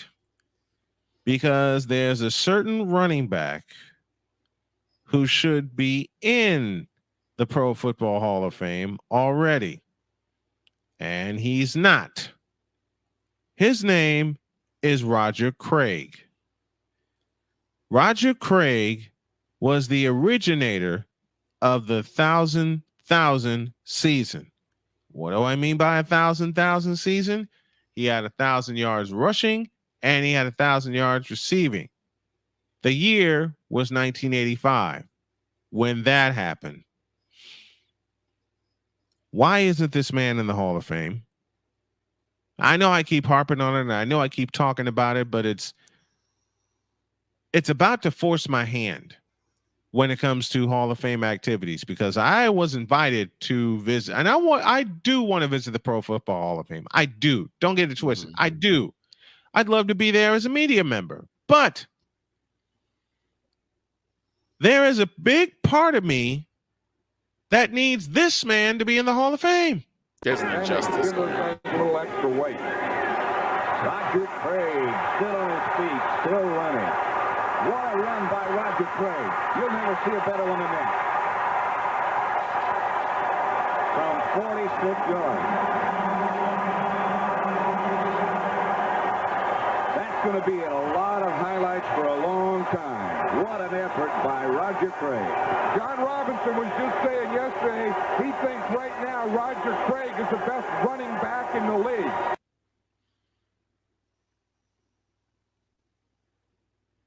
I mean, they aren't wrong. They're not wrong. No, they're not. Snowman, it's That was been 88. Snowman, how many episodes of this show have I been on in the last 10 years? And how many times have we talked about this? Plenty and plenty more. The first part of Monday Musings that I've been in, what did we talk about? The changes need to be made, not just Roger Craig, but the changes that need to be made to the selection of the Hall of Fame. And you can't hold a grudge either. The same people picking all the time. There seems to be no like set date where these guys get cycled out.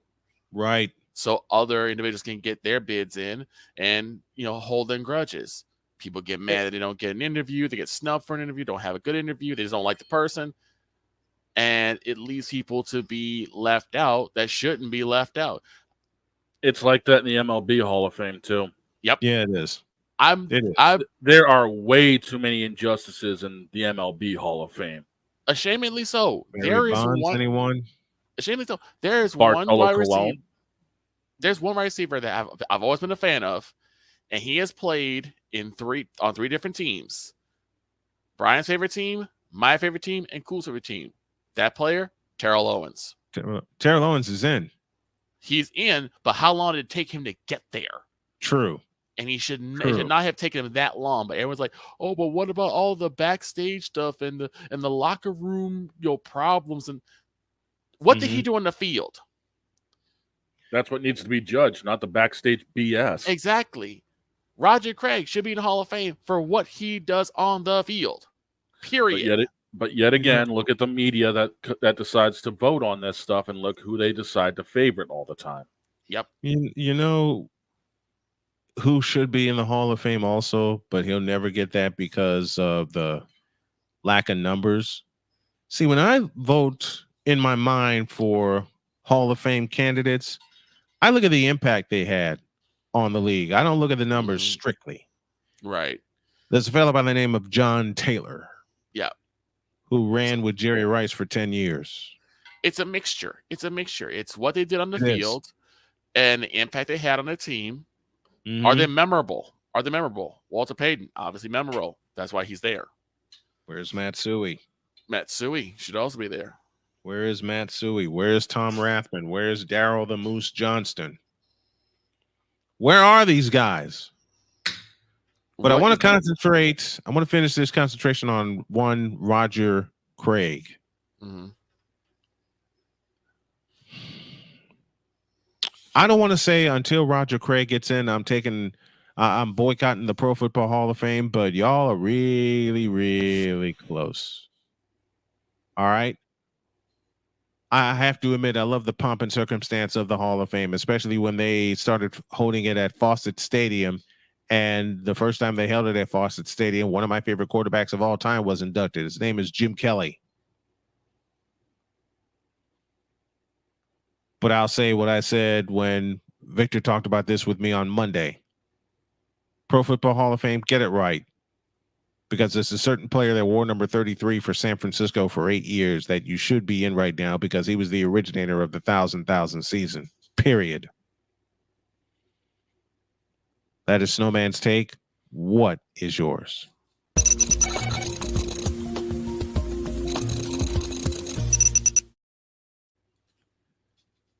Now that I got that off my chest, we got Connor Clingan coming up. We got Steve Willis coming up. Of course, Chris Bass will close us out. But when Chris Bass closes up shop, I have a bonus question before we get going with all of our interviews. The bonus question after this.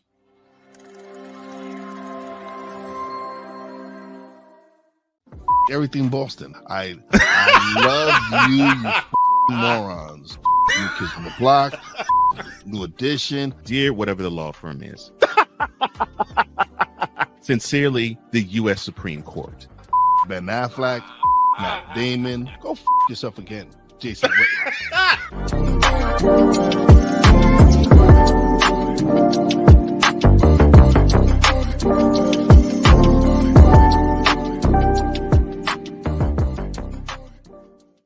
Ready to hang with some fellas who know football? Let's ride. LC Muscles 28. I think they're the most overrated defense in the league. Steel Sermon. We did not trail for a single second. Tiny Tim. McCarthy is a bonehead. A Pizzle 90. I'm going with my boys. Fins up, baby. Get ready for the Four Horsemen of Pick'ems. Every Wednesday night at 10 p.m. Eastern, 9 p.m. Central on YouTube.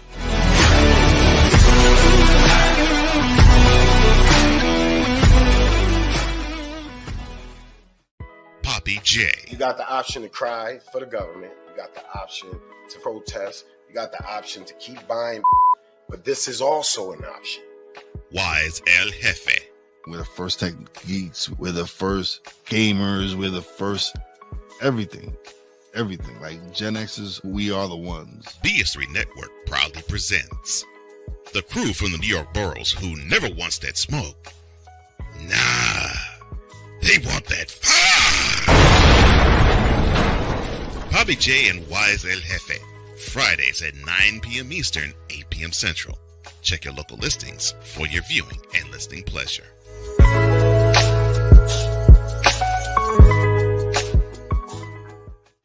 Mister, how do you operate this Twitter thing or this Instagram thing or whatever the heck? You're supposed to know all this stuff. Anyway, welcome back to the show. Welcome back to this edition of Snowman in the Morning. Glad to have y'all with us. And I have a very special guest right now on the Invader Coffee Hotline. We met because of a call that I made in 2012. And y'all remember earlier in the show, I talked about the Marist Miracles. This is a guy that recognized me because of the Marist Miracles, and he wanted to learn how to do play-by-play, and I was more than happy to take him under my wing, and to say that I'm proud of him would be a horrible understatement. There's so much more I can say about this young man, but I will let him tell the story of how we met. Please help me welcome Mr. Connor Clingan, voice of the Kane County Cougars, close to my hometown in Chicago. Connor, how are you, my friend? I'm doing great, Brian. It's great to get on the show, and I remember coming on Snowman in the Morning that first season doing St. Joe's. So it's great to be back on. It's great to be back with you, man. I mean, the first season that you were covering St. Joe's for football. We had the games on our network. It was such a joy to hear you call the games. But I've had people ask me how many people have run into me because of the Marist Miracles, and you have the best story about that. Why don't you tell everybody what happened? Yeah, absolutely. We were both doing different streams for I'm forgetting the name of the league. I think it was the Chicago Steam against the Chicago Breeze. Mm-hmm. And I was filling in for a friend of mine who was an intern. I believe he was working for the Breeze and you were working for the Steam. Yep. And I heard your voice and I totally recognized it from the Marist Miracles. I had seen those clips go viral, doing some play-by-play work in college, and I was a big fan of it, being from the Chicagoland area. It's like, hey, that's, Marist High School right on the south side of Chicago, and I heard your voice. I said, that sounds, I think that's who called the Marist Miracles, and so I brought it up to you, and thankfully, you gave me some opportunities with St. Joe's, which I'm very grateful for that. At that time, coming out of school, I had thought about hanging it up a little bit and was just looking for an opportunity and was glad that I ran into you and got one. I'm so glad that we met and ran into each other also, man. I mean, it was so much fun hearing you cover St. Joe's, and it was also fun that we got to call a game together at St. Joe's in the old gym. Yeah, that was great. It was Hall of Fame night, and that was a cool experience because those were two of the last seasons that Coach Pingator was there, and of course, unfortunately, once the pandemic hit, St. Joseph's ended up closing. Yeah, and that's really sad. An institution in Chicagoland basketball, obviously in the movie Hoop Dreams, and Coach Pingator being a Hall of Famer, and but it was a special experience to be there, and it was awesome. We got a chance to call a game together there. it was absolutely great. It was a full house. Most of you have heard me talk about Chicago Catholic League games before here on the program, and such an experience doing it. I covered St. Joe's for part of the year that I was with Connor. Covered Brother Rice for 12 years. Had Mount Carmel for about 8 years. I've seen St. Rita. I've seen the Tech Center. Of course, it's DePaul Prep. It was Gordon Tech once upon a time. And man, you know as well as I that when you get a chance to cover a Catholic League game, which is sold out all the time, doesn't matter the records or anything like that, it's just one great experience after another. It is, yeah. It's a special league, and again, it's unfortunate St. Joe's is no longer around, but still to this day, I mean, seeing the Chicago Catholic League, DePaul Prep just won a state championship there with Coach Kleinschmidt, and I know I saw them have some battles with St. Joe's. Actually, if I remember, Rashid Bello, who went on to play Division II at Parkside in Wisconsin, he made a half-court shot at the buzzer to beat St. Joe's, and that was a legendary game. And it seemed like it was almost every week you were going to get a battle like that, whether St. Joe's was playing Loyola, DePaul Prep, St. Pat's is a big rivalry for them as well. Just a blast to cover that league always. The two schools I covered the most, of course, were Marist and Brother Rice. I had each of them for about a decade, and it's so much fun covering that battle and all the battles in the Chicago Catholic League. And like myself, Connor has called a myriad of sports. He's a graduate of the University of Notre Dame, and he covers a sport that I love covering, but I haven't done in a while, especially in the CCL, and that's hockey. What was your first hockey assignment, and tell me how that experience is?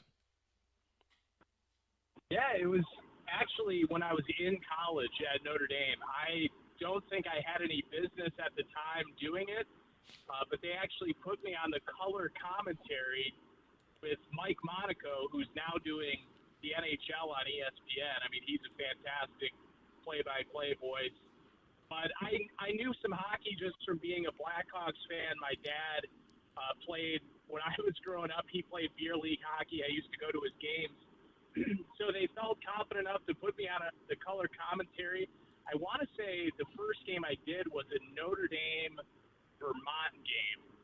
And, I don't know if I want to go back and check the tape, but ever since then, I've continued to it's a difficult sport to call, no question about it. I mean, you gotta make sure you have the entire roster memorized. And when I first started there, I think I was kind of flying blind, but since then, I've had more great opportunities with Notre Dame. I've done some work with Western Michigan hockey, and then last year I was filling in as the voice of the Rockford Ice Hawks for a little bit, which was a great experience as well. So, love doing hockey. It's an awesome sport, and this year also did a little bit of hockey in Chicagoland with New Trier and St. Viator.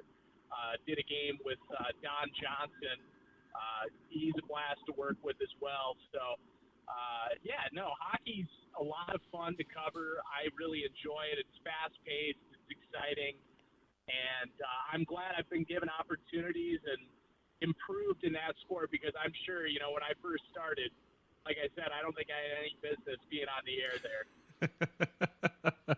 Sure you did, man. You had business being on the air. And before my wife and I move west, we got to do one hockey game together. We got to do at least one. Absolutely. I'm in. We'll find one.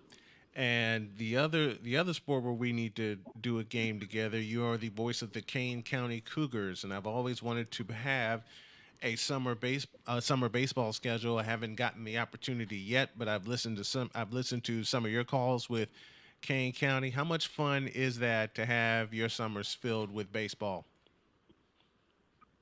It's a blast, and I'm very lucky to work with a guy who you may know, actually, a Marist High School graduate, Joe Brand. Yes. The pre and post radio host for the Blackhawks.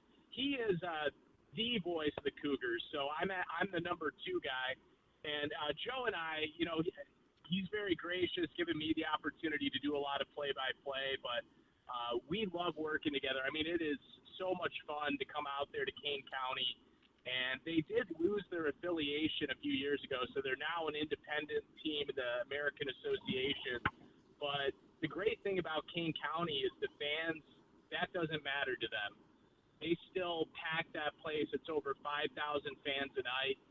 And being an independent team, I think it actually makes the games a little bit more interesting because the players are more experienced.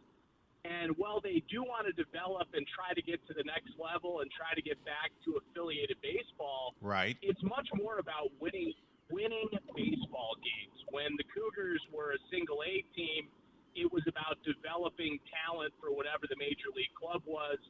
Now, as a team in the American Association, George Samus, their manager, his goal is to try to win baseball games and eventually win a championship and bring it to Kane County. So it's made for really exciting baseball, and it's a blast to come out there for 50 nights of summer. I had the thrill of covering the American Association. I was covering the Gary South Shore Railcats for the better part of 5 years. And in 2013, when they won it all, you want to talk about a place going crazy.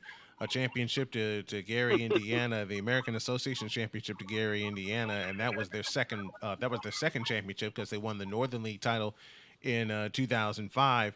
Man, to get to that part of the season, to get to the playoff part of the season, I can honestly tell you it's crazy because in 2017, the last game. The last game was to determine not only a playoff spot, but also a division championship. We needed Winnipeg. We needed the Gold Eyes to lose, and the Railcats took care of their business. But as the summers go on, and standings come into play and how many wins come into play, and the players are playing even harder than ever, as you said a few moments ago. To that, can you speak to that level of how exciting it gets late in the summer when you're competing for either a playoff spot or a division title? Oh, it's very exciting, and it's totally different. I've had the opportunity to work in affiliated minor league baseball when I was with the Winston-Salem Dash, and don't get me wrong, I loved that experience. They were a White Sox affiliate; it was very cool. But you can just sense, even at the ballpark, when it gets late in the season, the American Association, the fans are invested. They're going up and looking at the board and seeing what the standings are like. You're walking around the concourse and they're asking, hey, how far out are we of first place? Do we have a playoff spot locked up? It seems like the fans, it basically translates from the field. They can see that these players are really giving their all to try to win that championship, and then it translates over to the fans as well. And, speaking of the Gary South Shore Railcats, they have a super passionate fan base. Their fans come and travel out to Kane County. They bring their, I think it's cowbells or noisemakers of some kind out. And they're a great fan base. I have a great appreciation for what they do. And, that's the fun thing about that league is you have a lot of teams in close proximity. With the Cougars, we've got the Chicago Dogs that are a big rival. They made the championship this past year. You've got the Milwaukee Milkmen just up the road, Lake Country, which is a newer franchise as well. So it's a great league, and it's been a blast. Before I worked for the Cougars, the first game was in 2021. I really didn't know much about the American Association, but now having been in the league for a few years, I really enjoy it. And I think more people should learn about independent baseball. And, the guys out there truly, we used to talk about college athletes, how, they play for the love of the game. Well, now I think with the NIL, that's maybe not the way that it used to be either. But truly, these guys out there, they are playing for the love of the game. They're not making the big bucks. They're not getting these $1 million contracts. They are trying to keep their careers alive, and they are busting their butt every single day. And it's awesome to be around those guys. The Cougars have a great clubhouse, led again by George Samus, who you probably saw used to be the St. Paul Saints manager for a long time. Won multiple championships there. He has, created a great environment where it's focused on winning. They have fun. It's still, it's still got that independent league baseball aspect where they do the promotions between innings, and the players will put on weird costumes if they need to sometimes and things like that. They have a lot of fun with it, but they're still out there to win every single night. Connor Klingon joining us here on the program, sharing some broadcast stories. And I'll tell you what, man, the game that we did together at St. Joe's, like you said, it was Hall of Fame night. That was the first time in person I've ever had the chance to meet Coach Pingator.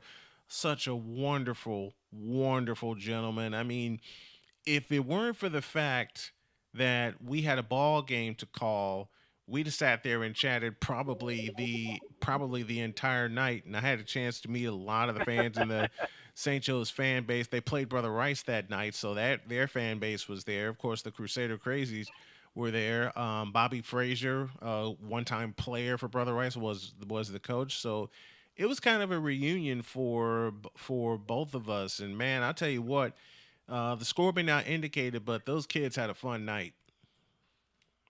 Yeah, that game, that was a special night.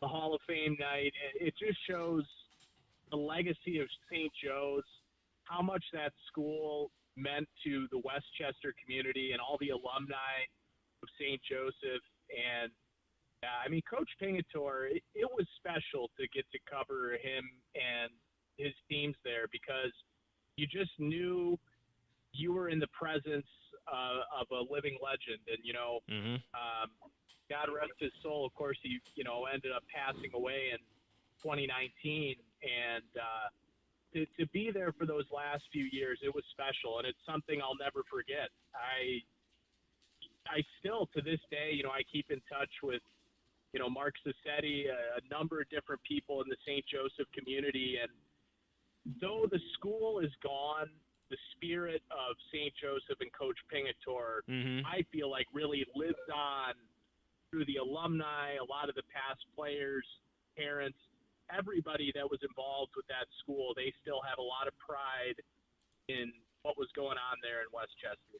Yeah, they do. And there's so much pride in broadcasting. And I was asked who my inspiration was to get me started in play-by-play. And once I say the name, a lot of Chicago people are very familiar with him. His name is Jim Durham, former voice of the Bulls for many, many years.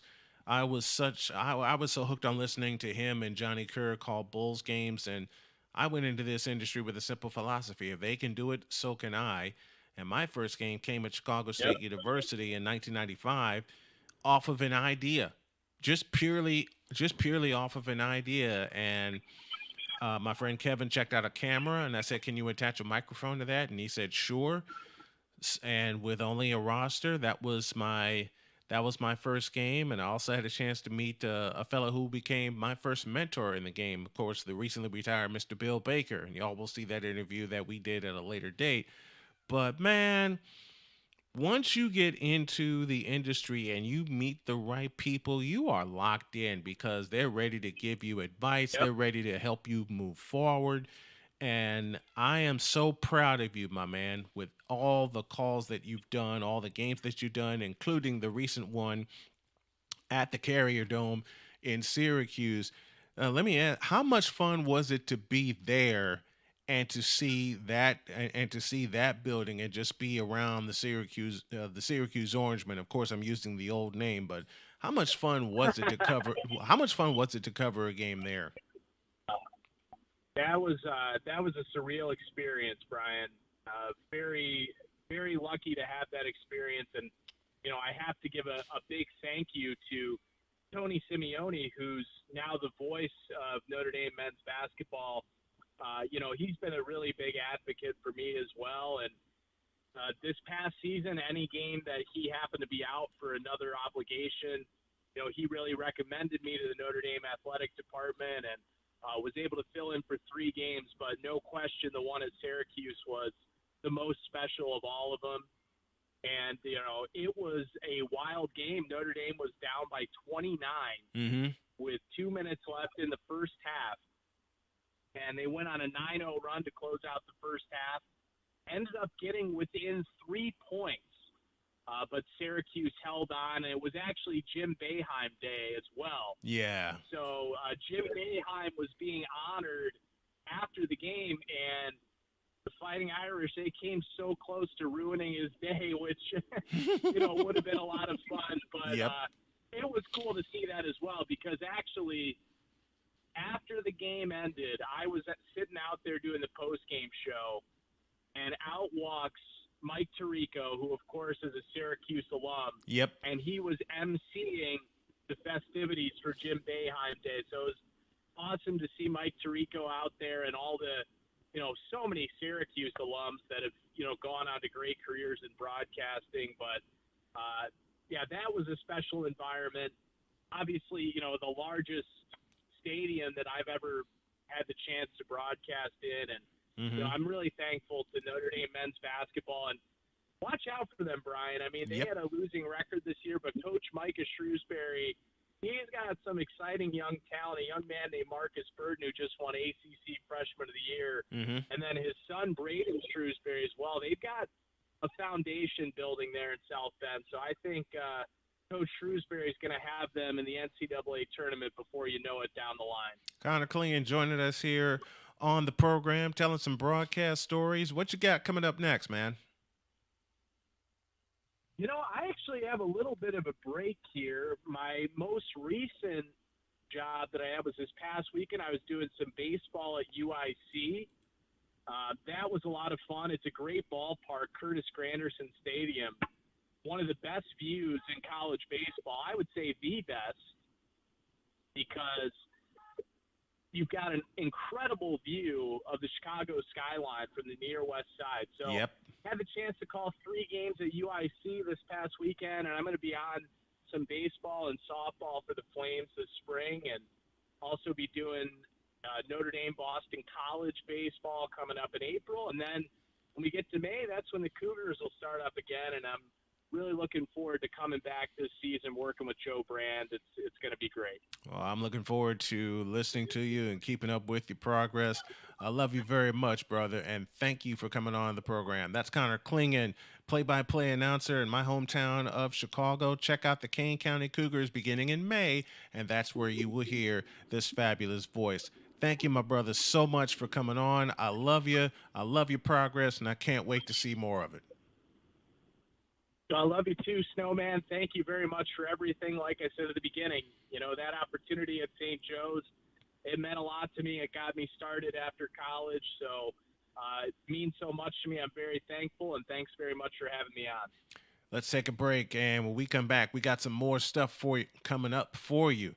Yeah, I thought I'd said that right. All our guests appear via the Invader Coffee hotline. Invader Coffee, fuel for the fearless. We got more for you. Back after this.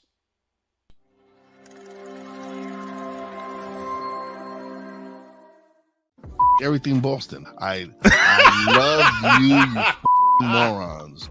New Kids from the Block, New Edition. Dear whatever the law firm is. Sincerely, the U.S. Supreme Court. Ben Affleck, Matt Damon. Go yourself again, Jason Whitlock.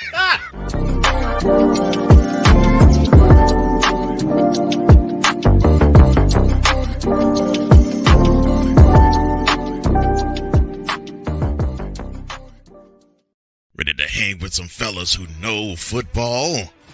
Let's ride.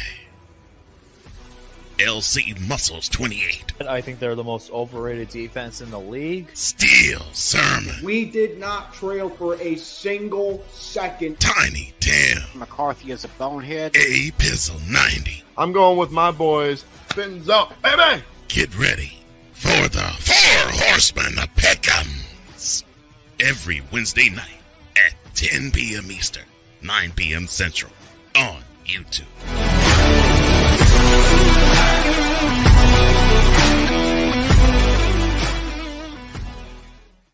Poppy J. You got the option to cry for the government. You got the option to protest. You got the option to keep buying, but this is also an option. Wise El Jefe. We're the first tech geeks. We're the first gamers. We're the first everything. Everything. Like Gen X's, we are the ones. BS3 Network proudly presents the crew from the New York boroughs who never wants that smoke. Nah, they want that fire. Bobby J and Wise El Jefe. Fridays at 9 p.m. Eastern, 8 p.m. Central. Check your local listings for your viewing and listening pleasure.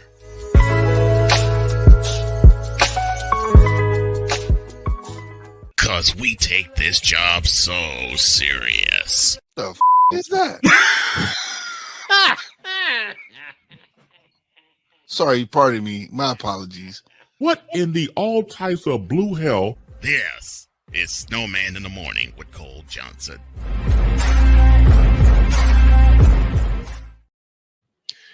Welcome back to this fantastic, fabulous Friday edition of Snowman in the Morning. Glad to have y'all with us. It's a football Friday. It's always a football Friday here.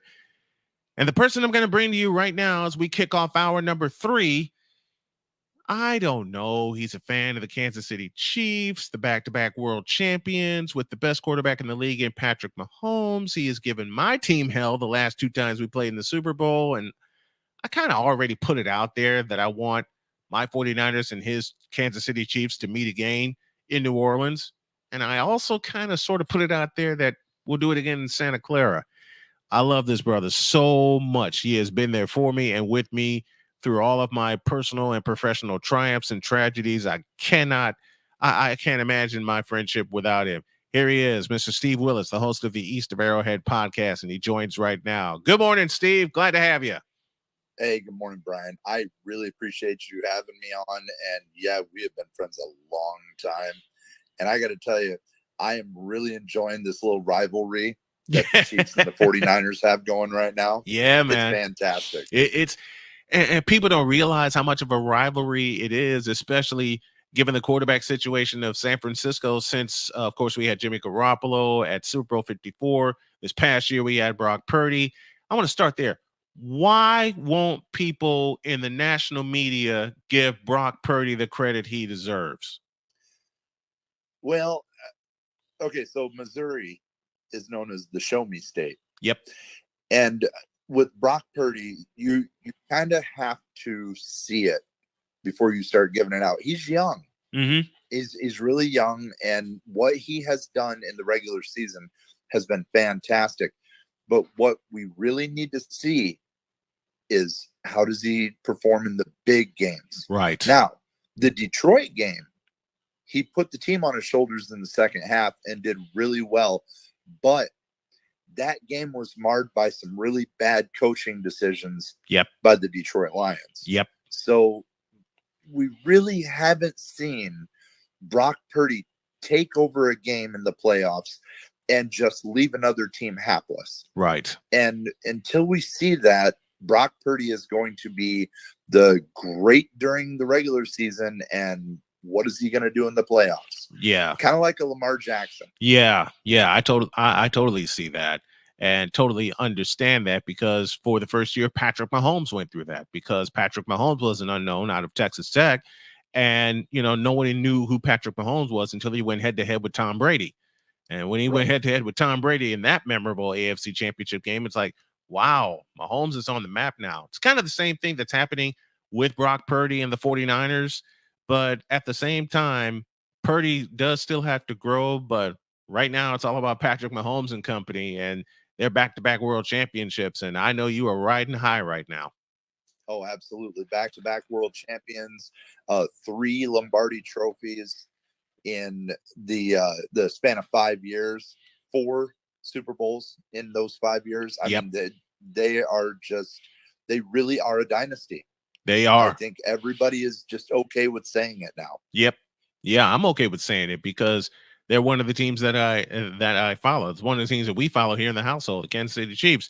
And it's fun to follow them. It's fun to watch them. It's fun to watch them grow and go through the usual roster turnover, but still find a way to make their way to the AFC Championship game at the very, very least. You're starting to see the same thing with San Francisco. They found their quarterback of the future, and their franchise quarterback is there right now, and it's Brock Purdy. And Kyle Shanahan said as such during a practice, even though they spent all the capital to draft Trey Lance, they still had Jimmy Garoppolo on the roster. Kyle Shanahan said the third quarterback, and he was referring to Brock, is going to be our guy. And he's been right. Oh, he has. I mean, the proof's in the pudding. Trey Lance didn't work out, and Jimmy Garoppolo obviously got traded away after that first Super Bowl. And now you have Brock Purdy, and he has just kind of stepped in and took over. So, yeah, I mean, Shanahan was definitely right. Let's talk about this East of Arrowhead podcast, because I've listened to the episodes that you put out so far, and it's absolutely fantastic. What made you start the East of Arrowhead podcast? Well, it all started with an idea a couple of years ago that, hey, the Kansas City Chiefs are a lot more popular than what they have been, for the last 40, 50 years. Right. Patrick Mahomes is the face of the NFL. He is. Let's be perfectly honest. He is. Travis Kelce has already been incredibly popular. Mm-hmm. And now with his relationship to Taylor Swift, he's got millions of followers added to an already large base. Yep. And a lot of this fan base is outside of the Kansas City area. Now, don't get me wrong, the Kansas City media does a great job.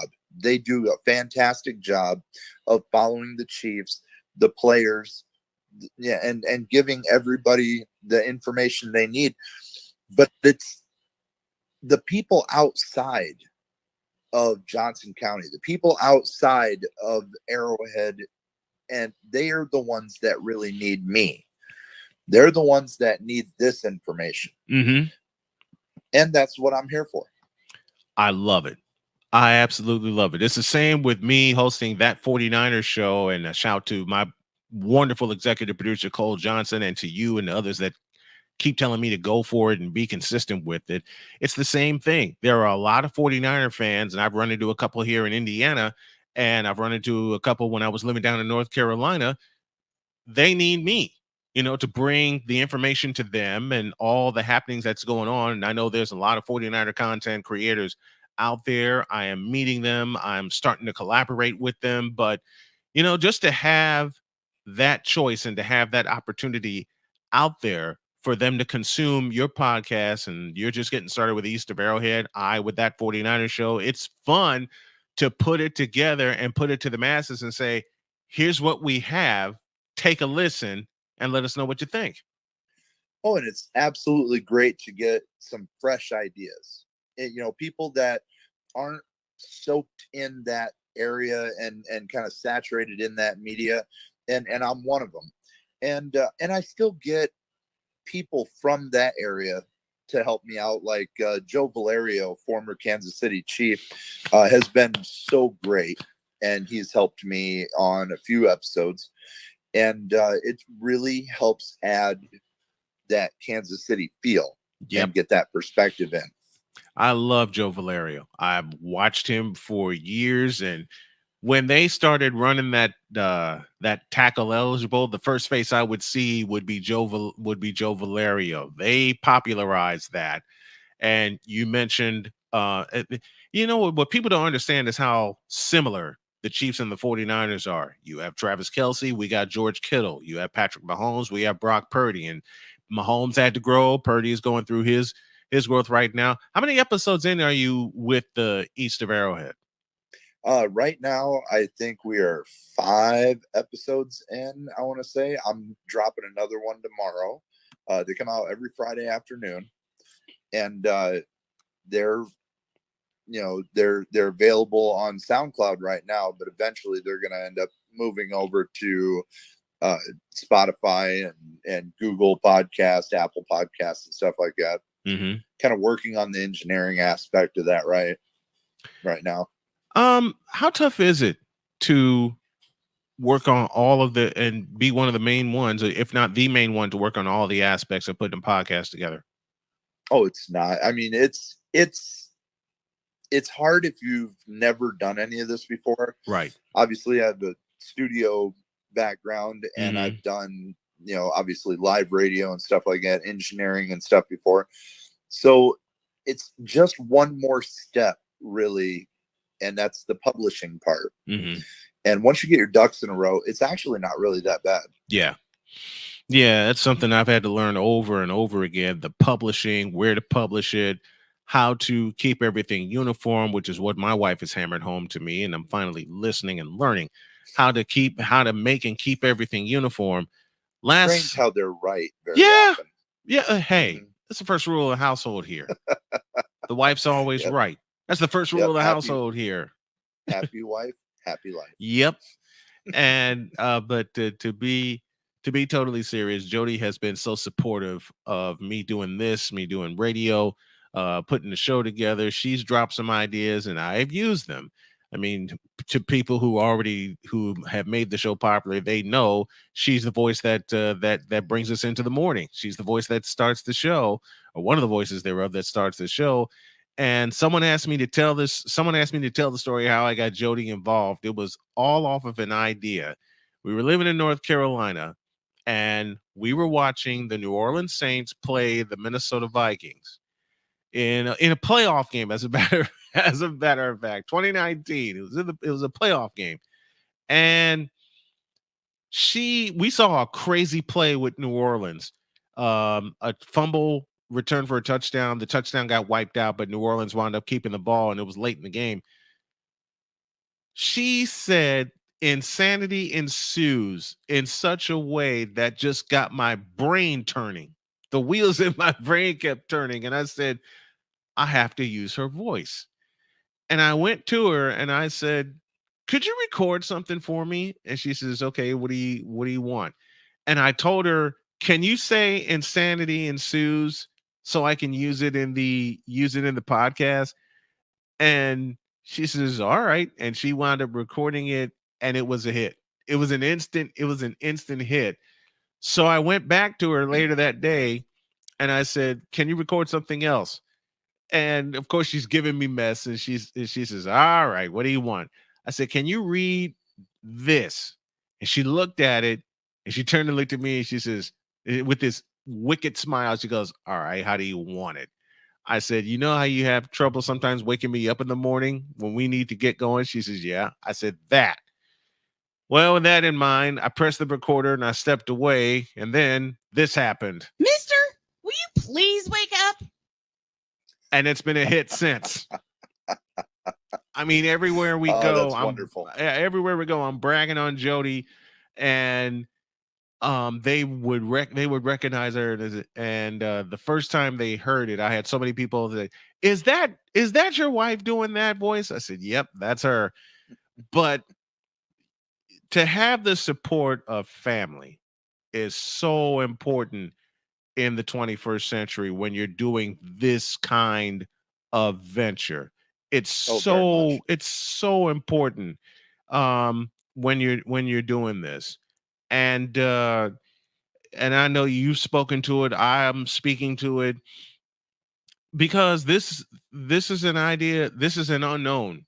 Even with all the advancement that has gone on since the internet blew up in 2000, this podcasting realm is still an unknown.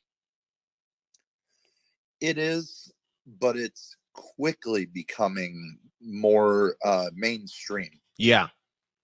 And I liken that to the fact that celebrities and more influential people are starting podcasts. Yeah. And that really kind of tends to draw people in. And one of the beautiful parts about that is when people, latch onto these podcasts through whatever service they're listening to, they tend to kind of branch out from there and say, well, this subject matter is what I want to listen to. I listen to this person. Who else is doing this? And then they start looking at the other options that are available, and they start listening to whatever comes up. And next thing you know, they start gravitating to the other podcasts. And so small creators just kind of go for the ride. Yeah. And it's fun doing this. It's fun pushing the content out. Of course, that 49ers show is a weekly show, just like East of Arrowhead. We're getting ready for a new season. Free agency has started.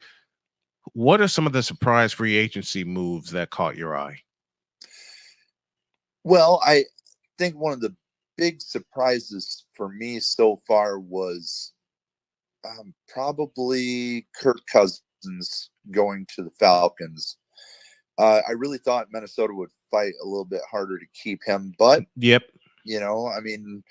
Kirk Cousins knows how to play this game. He's lived his entire life off of 3-year contracts, and once again, he got another good one. Yeah, he did.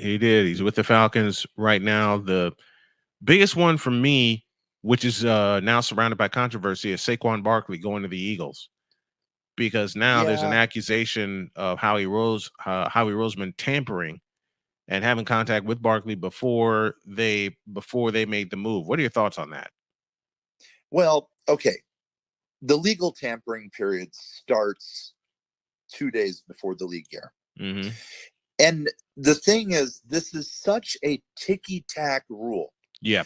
Because if you're a general manager, you can tamper all you want, just as long as you don't speak directly with the player. Right. That's really all it is. So, I mean, if we're going to have legal tampering, just start the negotiations earlier. Yeah. This is kind of this little song and dance that they're doing. It makes no sense to me. And now we're going to see the Eagles and possibly Atlanta as well, because of Kirk Cousins. We're possibly going to see both those teams get penalized for what is really nothing more than a technicality. I mean, there's not even 100% proof that these GMs spoke directly with the players, they very well could have talked to their representation. Right. And if that's the case, then all of this investigation is for nothing. Yeah. It's for nothing. Steve Willis joining us here on the program on the Friday edition of Snowman in the Morning. Go check out the East of Arrowhead podcast. Everything you want to know on this side about the world champion Kansas City Chiefs. I had a chance to see Arrowhead Stadium, folks, and it is awesome. All right. I hope to visit one day and be inside and be around Mitch Holthus when he says touchdown Kansas City one of these days. In fact, it's something that I'm working on. I'll talk about it before we bring Chris Bass on. Steve, always a pleasure, my man. You got to come on more often. Absolutely. I say the word and I will be there. We got more stuff for you. I'll talk about the Snowman Stadium tour, and then Chris Bass will close us out. Hour 3 of Snowman in the Morning continues after this.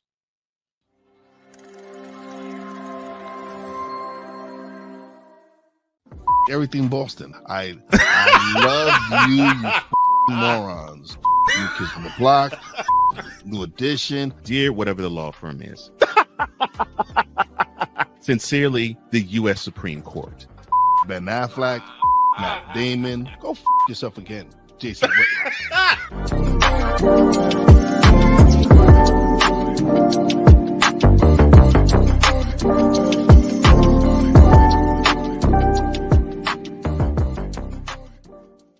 Ready to hang with some fellas who know football? Let's ride. LC Muscles 28. I think they're the most overrated defense in the league. Steel Sermon. We did not trail for a single second. Tiny Tim. McCarthy is a bonehead. A Pizzle 90. I'm going with my boys. Fins up, baby. Get ready for the Four Horsemen of Peckham's. Every Wednesday night at 10 p.m. Eastern, 9 p.m. Central on YouTube.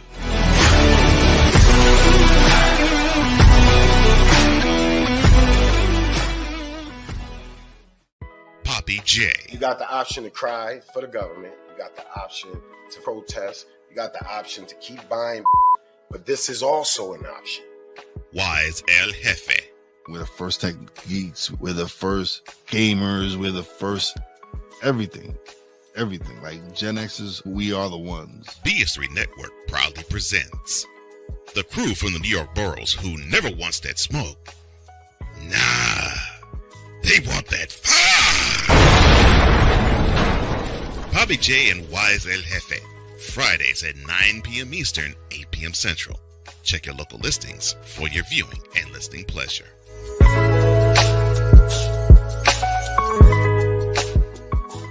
Cause we take this job so serious. I know this is going to come back to haunt me, but I take Carson Wentz over Zach Wilson. Oh, no. And Dante walks off. What in the all types of blue hell? This is Snowman in the Morning with Cole Johnson.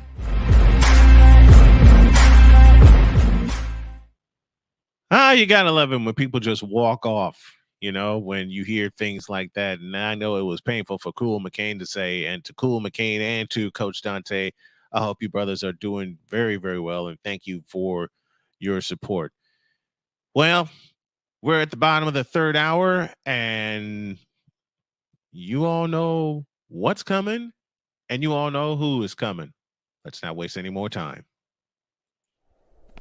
And now, the transporter to Hades, the reformer of hooker whores, and the bronze god, the one, the only, the legendary Chris Bass.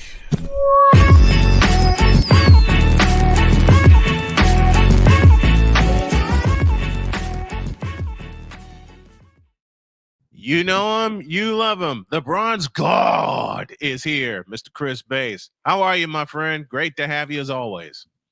Oh, well, first of all, good morning to you. Good afternoon to everybody out there. Of course, he is the Rain Man. He doesn't perform tricks, but he has the prostitutions when it comes to sports. And that's how he operates. The damn thing you could do about it. It's too late. And so it just is what it is. I want to thank you always, my brother, for having me on. All the brothers and sisters out there in the comment section doing your thing. And good morning, good afternoon, boom shakalaka to you. I love that greeting. All right, let it loose. What you got for us?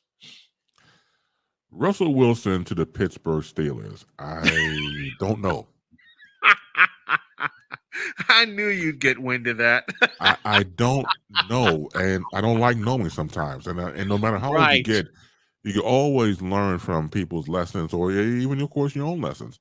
Yep. And I don't think that, again, going back to his days in Seattle, when your coach and Megatron and everybody on your team is telling you that you're this, that, and the third, they got to go through a restricted number at times to contact or a second party to get to your quarterback, or sometimes third or fourth. Everybody can't be lying. Right. And I think his days are past him. I really believe that. I mean, I think the situation that happened in Denver, he got the payoff, but he also got the kick out. And he kicked his ass out to where he is now in Pittsburgh. And I think that I revere Pittsburgh's coach. I love what he does. I love what he continues to do, Mike Tomlin. And I don't think he's a person of no he's of no nonsense. Right. And there had to be conversations to say Russell Wilson Inc. is not a part of what possibly could be a marriage between him and the Pittsburgh Steelers. And maybe, just maybe, Russell realizes that you can look. It's not like you can't juggle these acts. You can, but I think when one begots the other. But I think when you put one more in front of the other, then that becomes a problem. I mean, how many cars do you have? Like, it's you and like 8 other parking spaces there. You was back in Denver or Seattle. I mean, how many cars do you have, dude? I mean, and don't be wrong. Right. It's one of those things where if you let that ego, which we all obviously have, get in front of you, it could destroy you. So yes, he gets the $1 million a year at the bare minimum for a quarterback. Denver going to eat the rest of the contract just to get his ass out.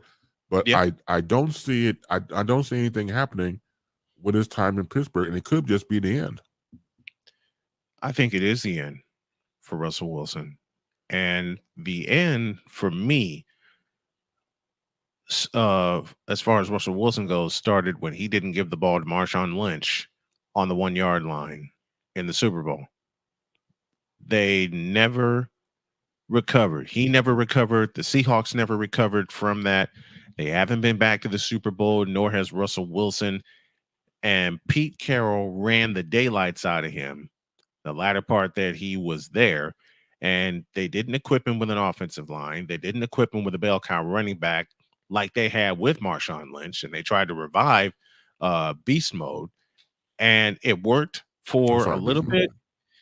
It worked for a little bit, but it came down to the game against San Francisco where they were a half a yard away from winning the West Division and they couldn't get it.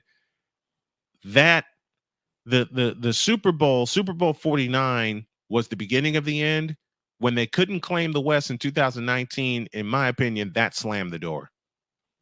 Yeah, I'm sorry, Beast, but I'm not good with nicknames. I didn't know my own nickname from half the time. But, it's all right. It's all that's all right. right. No, go back to Marshawn Lynch. I'll just stick to government names. I'll put it like that. Yes. The process of when you're defining your career have finite moments. And like you said before, what if he would have handed him the ball? Would he have left Seattle? Would he have stayed there and had a glorious career going to the Super Bowl or Super Bowls, depending on if everybody was brought back together again, to bring the band back? So we don't know. One of those finite moments that really could change the course of somebody's history. Yeah. And we see it all the time in the world of sports. We see it in life. One finite moment, like you said, changes the course of history. A finite moment I love bringing up, May 7th of 89, Jordan shot over Craig Elo, the shot that changed 2 franchises. So there are moments like that. Oh, man, there are moments like that in sports all the time that defines careers and in many cases defines lives. You're absolutely right. And it's moments you live for. Those are moments that as fans or people have played on all types of levels, those are moments you live for. Those are moments you practice and be in games for, when you're able to, again, put that linchpin. Where were you when you did this, or when were you when he or she did that? So those are moments that we crave, because that is the backbone of sports in general. It is indeed, and you put it so eloquently. Those finite moments that define sports and define lives. I don't see this being more than 1 year for Russell Wilson in Pittsburgh. And you know what the media speak is. He's going to be a veteran presence to Kenny Pickett. He's going to help coach him and get him ready. No, I don't even think he's going to do that. They brought him in because, they needed an extra body in practice, and they needed an insurance policy for Kenny Pickett, because Kenny Pickett has shown not to be has shown to be fragile in his first couple of years in the NFL. So they need that backup, but Russell Wilson is not as durable either. No, and it's cheap. Like I said before, it's cheap. You don't have to worry about paying him that much. And once again, he's an insurance policy. And not like we haven't seen it before. It's just that the potential, of course, that Russell Wilson had, and maybe still has some left in the gas tank. I personally don't see it, but people do show flashes of brilliance every now and again. But we'll see when the season obviously begins and starts up. But I just don't see it. It would have been nice for me as a suffering Bears fan to have seen the Bears do the right thing by Justin Fields. If Justin would have went, for example, to Pittsburgh. When that was hitting, when that one was going on, I was like all for it. I mean, that would have been great, because imagine him and Mike Tomlin. It would have been perfect. Right. It would have been perfect. But again, all laid plans of mice and men sometimes. So this is what happens. What you get. It would have been nice, because again, I don't know. Again, the Bears. If you're going to keep, and I hope it's not true, but it parallels to this. If you're going to keep Justin Fields and bringing Caleb Williams, I don't know what universe I'm living in. I don't anymore. I maybe I've skewed to the bizarro world that nobody told me. I just don't get it. It doesn't make any sense. If you're trying to get, I guess, a tandem of these young quarterbacks and see who the best man win. No, what you should, once again, going back to Eberflux. The coach, to me, of the Bears is just not a good fit. I'm sorry, it just does not fit. Not. The only reason why he kept his job was because those last few games was like, all right, Eberflux, if you don't get your ass in gear, you're out on the street. And the last few games started to show some promises. So that is the only reason. But now, once again, you are the guru. I'm just some peon here, just pontificating over crap that's coming out of my asshole when it comes to sports.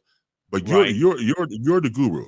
Have you ever seen a situation like this where they kept the coach and got a whole new team around the coach? I've never seen it. Okay, thank you. I have never, in the 4+ decades I've watched, studied, and covered football, I've never seen a head coach get kept, but all of his assistants are let go. Amazing. And that's being nice. I mean, they ran them out of town real quick, and I think they were all excited to get the hell out of there as fast as possible. To save their careers is what left of them, and try to get a job somewhere else. Yes. So if you're going to fire every other assistant coach, why didn't you bring the hammer down on Eberflux? Why didn't you bring the hammer down, or as I call them, Eberfools? Why didn't you bring the hammer down on him? Unless he has suggested pictures that we don't know about, he's blackmailing these people. That's the only. Other than that, I don't see why you keeping him. It's. It's like, you're not going to fire me. Remember you at the Motel 6? Now, see, that's the only way I can see him keeping a job and getting a raise. I say the same thing for Nick Sirianni in Philadelphia. I say the same thing for Nick Sirianni, because somehow they had a couple of yes men as the offensive defensive coordinator. Of course, the defensive coordinator, Matt Patricia, the second half of the year, and the defense got worse because they got pummeled into the ground in the wild card game. and you keep Sirianni. You keep Sirianni.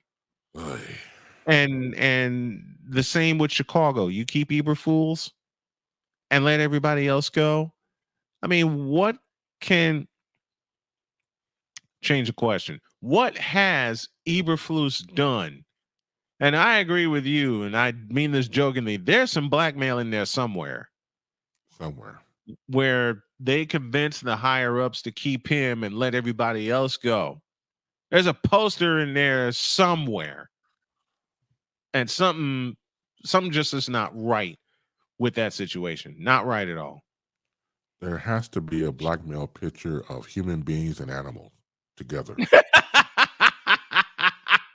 And I won't say what kind of compromising positions, because there should be our pets, not our lovers. I'm sorry. I apologize about that. Anybody remember Revenge of the Nerds? I mean, there's other ways of getting goat milk. And, just It make truly sure that is. the goat is female. Just make sure the goat is female if you must do things like that. Because if it's not, well, Rasa Ruck. Rasa Rot Ram Ruck. Rut roll. You sure some thick milk? Okay, keep chugging. Keep chugging. You be tugging. Doom, doom, doom, doom, doom. I'll be tugging. So, yeah, we be tugging. I mean, holy smokes and baby Jesus. I mean, it's just a lot to go through when you're talking about this type of. You can't make sense out of nonsense. It's just impossible. You can try all you want to. You can scratch your head. You can go inside your cranium, but you can't make sense out of nonsense. And this is one of them right here. So whether it's Russell Wilson in Pittsburgh or what's happening in Chicago, which I have no idea whatsoever. And again, I go with the theory that I've skewed into Bizarro World and nobody told me. I mean, nobody. Speaking of nonsense in Chicago. Yes. One moment, well, we all know the travesty that is Soldier Field. I've been in that bad boy. Mm-hmm. Now, first they bought all this land in Arlington Heights. And the hot topic was the Bears are going to move to Arlington Heights. Right. Now they want to move south of Soldier Field. Why won't they make up their minds? What the hell is that? Well, because it's politics and the game is chess, not checkers. Yes. And that's the thing about it. When you're talking about a historic place like Soldier Field, but you've outgrown the times. The times have outgrown you. As we talked about this before, the smallest venue in the NFL, and it's hard to compete. The property out at Arlington Heights was fantastic. Yeah. I mean, to be completely transparent with you, with what they were trying to do, and plus, everybody knows now that Soldier Field does it, but once again, just putting more gas in the seats.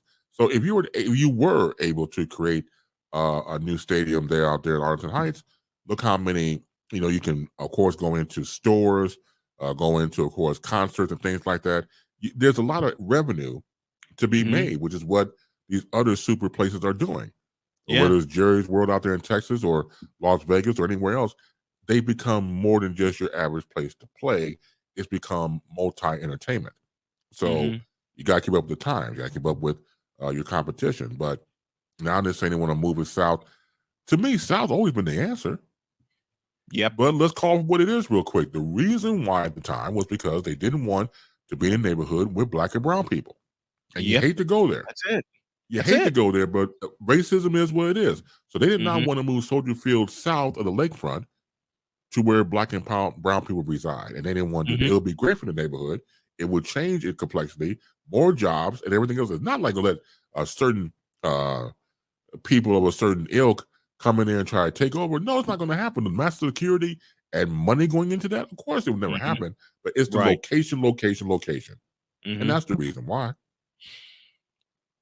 It's like now they want to bring it south of Soldier Field, and you're absolutely right. They didn't want to mix them where black and brown people are.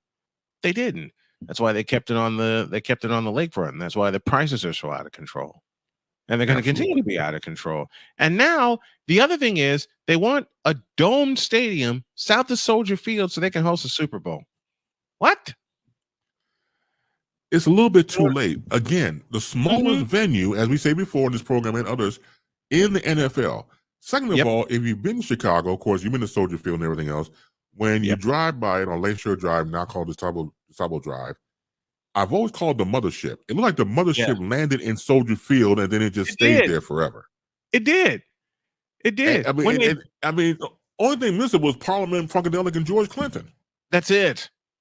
That's the only thing that was the only thing that was missing, because when the mothership landed at Soldier Field in 2003, well, for one, I really wasn't impressed when they unveiled it. Second, it took a full season, because remember the 2002 season, the Bears spent that in Champaign, playing at the University of Illinois. Right. And then this thing popped up. And this is after they had a grand departure after they lost to Philadelphia in a playoff game. They had this grand departure saying goodbye to Soldier Field. And then that popped up. Now, I've been in the new configuration for Soldier Field for high school games and college games. My question remains the same. What the hell happened? Well, somebody dropped many balls on that one.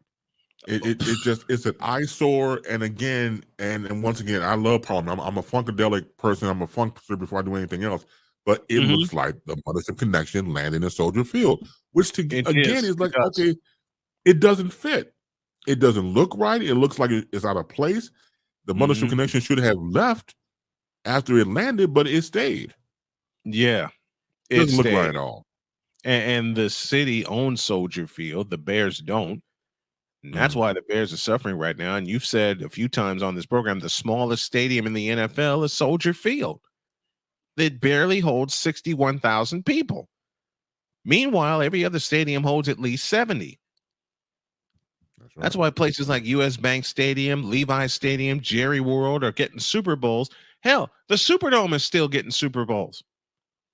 They're playing the Super Bowl in New Orleans next February. The Superdome, as much damage as it suffered in 2005, they rebuilt that thing, made it stronger. They added more seats. They added more entities. It's one of the oldest stadiums in the NFL, and yet, as time has shown, it's one of the more durable stadiums. And New Orleans still gets Super Bowls because you can play it in the Superdome. You gotta keep up. If you don't keep up, you're left behind. And that's speaking what's happening of with the Bears. Yeah, go ahead. Yeah, and they're going to continue to get left behind. Speaking of which, DeAndre Swift has signed a deal with the Bears. And Victor and I talked about this earlier in the show. Man, it's good that they finally got a bell cow running back after they stupidly let David Montgomery go. The question is, what is Eberflus going to do with him? Because you saw it in Philadelphia. For those of you saw it in Philadelphia. They didn't use DeAndre Swift properly, even though he had a 1,000-yard rushing season. Man, he should have been closer to Christian McCaffrey's 1,400-yard season than what he ended up with. And he should have been used the way he needed to be used. Now he's in Chicago. The Bear fans that I've talked to are modern day Bear fans, and they are getting so excited because they have DeAndre Swift and Justin Fields. But what they don't realize that the problem is the head coach. The head coach is still there. They got a new offensive coordinator and everything. Are they going to use DeAndre Swift the way that they need to use DeAndre Swift? That's the question. I don't care anymore. I try. Baby Jesus. I try. I mean, God knows I do, but it gets to the point nothing makes sense. Real quick, get about Bizarro World. I want to get this story because I'm going to read it verbatim because I want to make sure I don't leave anything out. Okay. All right. So 3-time NBA Defensive Player of the Year Rudy Gobert has been fined $100,000 after he appeared to make a money gesture towards the officiating during the Minnesota Timberwolves' 113-104 overtime loss to Cleveland on Friday. In an official release on Sunday, the NBA stated that the Timberwolves center had been fined for directing an inappropriate and unprofessional gesture toward a game official and publicly criticizing the officiating. All right. I got that out the way. Mm-hmm. Okay. Now this is what he did, right? Yeah. Okay. Where I come from, I'm other people on planet Earth. Where I come from, there's other fingers and digits to use to offend people. I will not do it because I love your audience. Yep. And it's a family show. Yep. When it comes to family, I will not. But you know what finger I'm talking about. Oh yeah, know it well. Oh All right. yeah. Now I can once again Bizarro rule. I can understand that if he used that finger right to the officiating, mm-hmm. I won't get upset because it means something. It doesn't mean number one. We know that by now. It really doesn't. Else. Nope. But you doing this offends you. How can I mean I get it to a degree. This offends you. First of all, when it comes to the NBA of referees, there's a line in the movie Malcolm X, going back to Denzel Washington playing, of course, the lead role. Mm-hmm. And after Brother Johnson was beat up by white cops and sent to the hospital and got medical care, the FOI, the Fruit of Islam, the Security of Islam, Nation of Islam, was standing out in front of the hospital. When Malcolm X comes out, talks to the doctor, talks to the white cop says, let's disperse this mob. Malcolm X does a gesture like this, and the crowd, FOI, Fruit of Islam, disbands. And then he says, it's too much power for one man to have. It's too much power for men and women who are officiating in NBA games to have. They're not God, last I checked. And you can't say anything against them, which makes if they were perfect, then why do we have, going back to remote control? Mm-hmm. If they were so perfect, we wouldn't have that device there. Right. They're human. I remember Phil Jackson, who played for the Bulls. That time he came to the presser, got his checkbook. All right, let me sign this check right now. I'm about to go in on these referees. Yep, he did. It's one, and he did, right? And he signed the check because they were going to find him. He was like, okay, let me get out of the way. And he knew they were going to find him. Exactly. So if we come down to this being offensive, then you need to get your act straight. A lot of referees make mistakes. I hate to tell you this, but you make mistakes. And don't get pissy about it when someone calls you out on it. There have been so many times I've seen players over the years I've watched basketball call out referees, and the referees just turn a blind eye and deaf ear to it. Now you're so sensitive that when someone does this, you slap a fine on them. Okay, let me pose this question: why haven't you done it? Why haven't you slapped a fine on LeBron? Why haven't you slapped a fine on Stephen Curry? They've made that signal. There are plenty of other players who made that signal, but you want to do it to Rudy Gobert? How butthurt are you to slap that fine on Rudy Gobert for making that gesture? It's like Bay said a few moments ago. There's another gesture they can make that would be offensive and that would constitute a fine. But this? It's stupid. When I was 19 years old, and that was a long time ago, and I was back in college, and I was given the opportunity to go to a radio station to possibly work at 19, to work in the mailroom, and then in 6 months go into programming and go from there. Yep. So I'm 19, I'm already nervous, and I'm talking to the guy who I thought the job was a lock, and we're going back and forth talking. We had a good conversation. Snowman, Rayman, Brian, I called him sir. The man got pissed off at me calling him sir. I can't make this stuff up. Stop it. No, I called the man sir. And he got mad at me. And he got mad at you for what? Because he had to be in his, I'd probably say I'm 19, probably in his early 30s then. To him, he associated the word sir with old. Oh, goodness.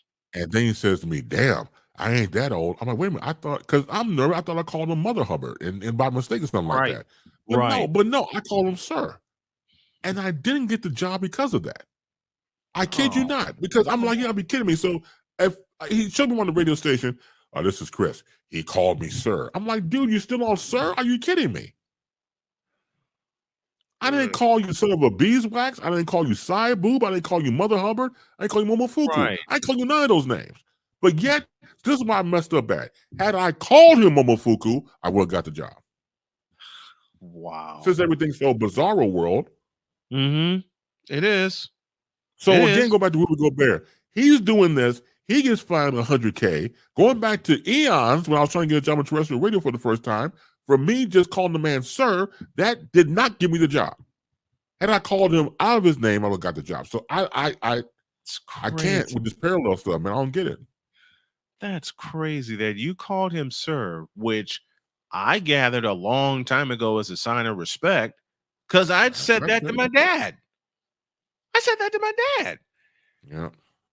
And that sign of respect is offensive? It was offensive because to him, he equated with it being old, and I didn't get the job because of that. Wow. Yep. Bizarro world indeed. I'm telling you, Wow. I'm not going to walk around here with an S reverse on my chest. I can't do it, doctor. No. No. Can't do it. That's wild that you gave him, well, it's basically a term of endearment amongst men. You calling him sir, a sign of respect, and that's crazy. That's crazy. And you're right. Had you called him out of his name, you would have gotten the job. That's nuts. Wow. The only thing missing from that situation was him wearing his monogram straitjacket. Mm-hmm. Yeah, because that's insane. Wow. That's crazy. I can't do no more, Doc. I'm trying to fight a good fight, but I'm telling you, woo! Listen, many times you and I both wanted to deal out some knuckle sandwiches. All right? Lord knows. With extra mayo. Absolutely. With extra mayo. When PSI covered the Proviso West tournament, and I got the call to do some of the games. Mm-hmm. I was told I would do the first 4, then I'd get a break, and then I do the last 2 in the evening session, right? Mm-hmm. Wrong. That first day I did 6 consecutive games. I'm worn out. I finally get and look, as much as I love calling basketball games, my voice and my body took a beating that first day. Of course. First day, first time doing Proviso West, because I was asked by the producer, how do I call a game? And I said, think about the old simulcast era with Jim Durham and Johnny Kerr. That was my main reference. Mm-hmm. My voice took a beating that day, and I nearly called off for the rest of the tournament because I was exhausted. Fortunately, they let me go early. They let me go like early afternoon. And when I'm thinking, okay, I can get a break and then I'll come back, I just won't talk. Right. He pulled me aside and said, see you tomorrow. Good. You want to talk about a black man flying out of Proviso West so fast? I know, right? Man, I flew the hell out of there. And that year I was covering Whitney Young. It was 2007. I was covering Whitney Young also. They had a game that night. I said, there's no way I'm going to be able to make it. I am beat and I'm beat up. I went home.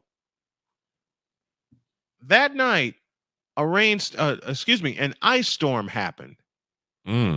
And all kinds of calls were coming into me. Are you going to make it? I said, I cannot travel right now because we were given an advisory not to travel until at least 10 a.m.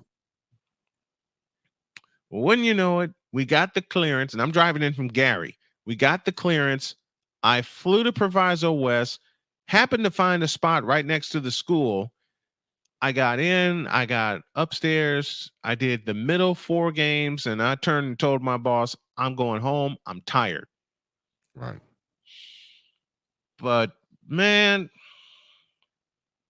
sometimes getting in this industry, sometimes I got to be honest, I question why I got in this industry, but then my love of sport and hearing Jim Durham reminds me of why. And hearing my dad's words of always chase your dream reminds me of why. But to borrow from Chris Bates, God damn you, sometimes I don't know. Well, you sound like me. I got to a point in my life where the purity of that 6-year-old that was once me in my room listening to radio, that still thrives within me. Yes. Unfortunately, people get into radio at the time, terrestrial radio, for other reasons. Mm-hmm. Outside of your own. You may have some like moments or find people that are like-minded, but other people got in for other reasons. Once I started to realize that more than anything else, then I can navigate the room a little bit better. Because I just thought that people love radio, got into radio. No. People got in it for whatever reasons. And we're going to get into it today. Of course, there's too much of that's older than the program. But it's the fact that you run into people who have certain agendas, like any other business, any other profession. So once you see that coming, you're able to navigate probably a little bit better. We called games at Chicago State for a full season, if that tells y'all anything. And we got to go. Chris Bates joining us as he does every single Friday. And boy, some of the reasons people get into radio, one of these days we're going to get into that. But I love you, brother. Thank you so much for coming on this morning. As always, it's been a thrill and a pleasure. Thank you. Let me be myself again. And I can people let me be myself around other people, but you do, and I don't take it for granted. Thanks again, my man, and have a fantastic weekend. Thank you. Thank you very much. Thank you, Chris. And now, the transporter to Hades, the reformer of hooker whores, and the bronze god, the one, the only, the legendary Chris Bay.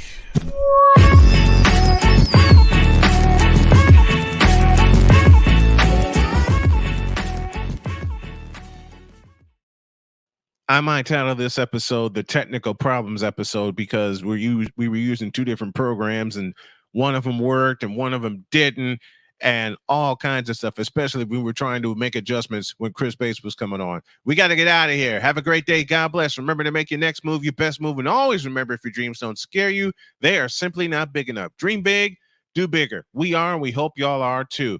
3 hours on Monday. I promise we're out of here. See you Monday. Enjoy the weekend, everybody.